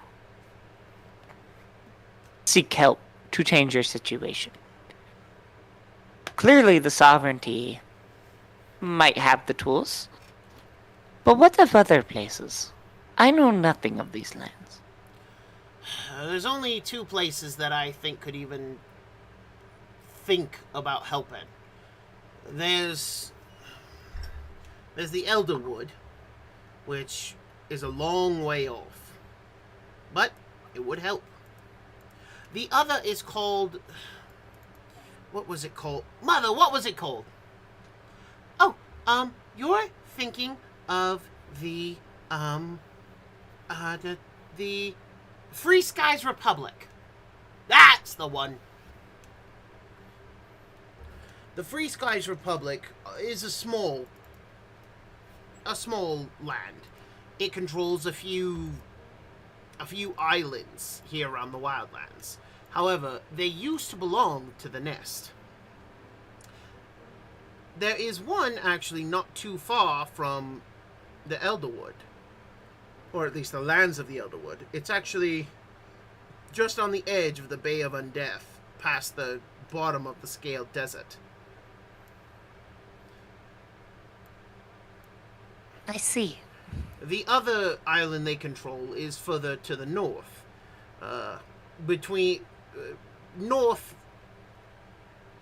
northwest of the Elderwood, right before you get right in line with the fangs that lead into the Lupine lands. The only other organized kingdom that we really know about is the Kingdom of Grain and Rice, which is where some of the Tanuki come from that live in Fairy. Oh, I see. The prides of the Leonin don't exactly unify. The elves are in their woods and don't come out, although I've heard rumors that apparently there's new creatures being spotted. The Scaled Desert doesn't have any unifying country or forces. No one knows what's in the Lupine lands. Only that it's past the Fangs, and good luck getting past them. That's an ordeal in and of itself. And then the main islands of the nest are far to the north of us and to the direct southwest of us. Don't go there. Directly to the southwest of us is where the Rock Caller, or Rock Controller, whatever the fuck he is. The man who controls the rock. The big fuck-off bird that kidnaps people. That's where he makes his home. I have heard of an island in the Bay of Undeath, though, that's uninhabited. So if you're going to look for a place to go where the nest isn't, I'd go there. But good luck figuring out how to get past all the undead things in the water. I see. Thank you. And you see her like slide one of the skewers towards the cat. Clearly have lost her own appetite, and the cat just happily devours it. He nods. If you go into Ferry, then you're gonna probably take a boat, as the air ferries run by the Albatross brothers are reserved only for the slaves. So they're probably gonna drop you off in Swamp Point, which is the nearest, closest town to Ferry, and still in the Scourged Swamp. So I'd be careful. Anyway, enough of that. Let's finish this meal, and you go get your rest. Yeah. Rest. You got a big day And tomorrow. Meredith looks completely discontent with this conversation, but she clearly just kind of quiets herself and starts eating. And she looks to the old cat and kind of out loud, just to either Beaver or all this personal might. And yet I can't save a single soul. And the cat just kind of rolls his eyes and motions back to where the crocodile was. Yeah, or the Dinosaurus. The giant Dinosaurus. Yeah. Yeah, like totally, yeah, you didn't save anybody. Right. Yeah, and she kind of snaps out of it. It's like, you're right, but I have one lance, old cat. Mrs. Beaver comes up and pats your shoulder in like a motherly, tender way. It's all right, dear. Don't put the weight of the world on your shoulders. The world is very big and you are very small. You can only do so much. Do your part, do your best, and that's all anyone can ever ask, she says, smiling, thinking she's being encouraging, like she's clearly trying to sound encouraging. Yeah, and to be fair to Meredith, that is a little encouraging. But she points at one of her wings, and she's like, yes, the last time I bared the world on my wings. But with And she that, just merely slumps. And that's probably a good place to... Indeed. With that, I would like to say thank you all for joining us today on this surgery. I hope today's exciting and slightly somber episode, as we delve more into the world I've constructed, has enlightened some of you. I definitely look forward to continuing this with this fantastic group of people. And of course, while I am your head surgeon for these surgeries, I could not do this alone. My assistant doctors operating in the same room today is Mr. Crowlot playing Autera, our Scout Owlin, and Mr. Matt playing Teardor, our Minotaur Ranger. I was the femboy doing the shooty shoot. I'm a gay bird playing as big bovine bull. Not a fun. But Got to throw things. Almost died. yes, almost died. Although I will say, very ingenious of you guys to use your items and to come up with alternative ways rather than just I hack the thing apart. Yep. Meredith has a lot to learn. Yes, I do enjoy that. So well done, gentlemen. And of course, last but certainly not least, is Miss the ever lovely Callie Cat playing Meredith the Coward and the Old Cat. Oh no. I do not have the strength to change the world. Such is my title. Of course, we are missing Mr. Whitehill and Mr. Eric. Mr. Eric is still getting over his recent fight with COVID, and Mr. Whitehill is studying for his exams, which we wish him all the best for. How Oh, dare he absolutely. forget about himself. Yep, exams are hell. I do not miss final exams when I was in college. I lost probably 10 pounds every year just for finals week. But with that, another reminder that next week there will be no Seas of Odari game and no stream. However, to make up for that fact, I will be streaming other games during the week and during, trying to keep things lively and keep my channel moving and doing things. I hope you all look forward to it. My first plan is to stream some Vampire the Masquerade Swan Song.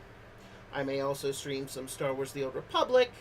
And if I decide to get back into it, because I'm having this serious debate with myself, I may start streaming a character progression through Warcraft, World of Warcraft. I may get back into it and at least play other expansions that are not the fucking Shadowlands, if I can avoid it. Because, I'm tepidly hopeful that Dragonflight won't suck, and won't destroy, lore and continuity and story. Like, I'm tentatively hopeful, but they burned me with Shadowlands and Battle for Azeroth, so We will see. yep.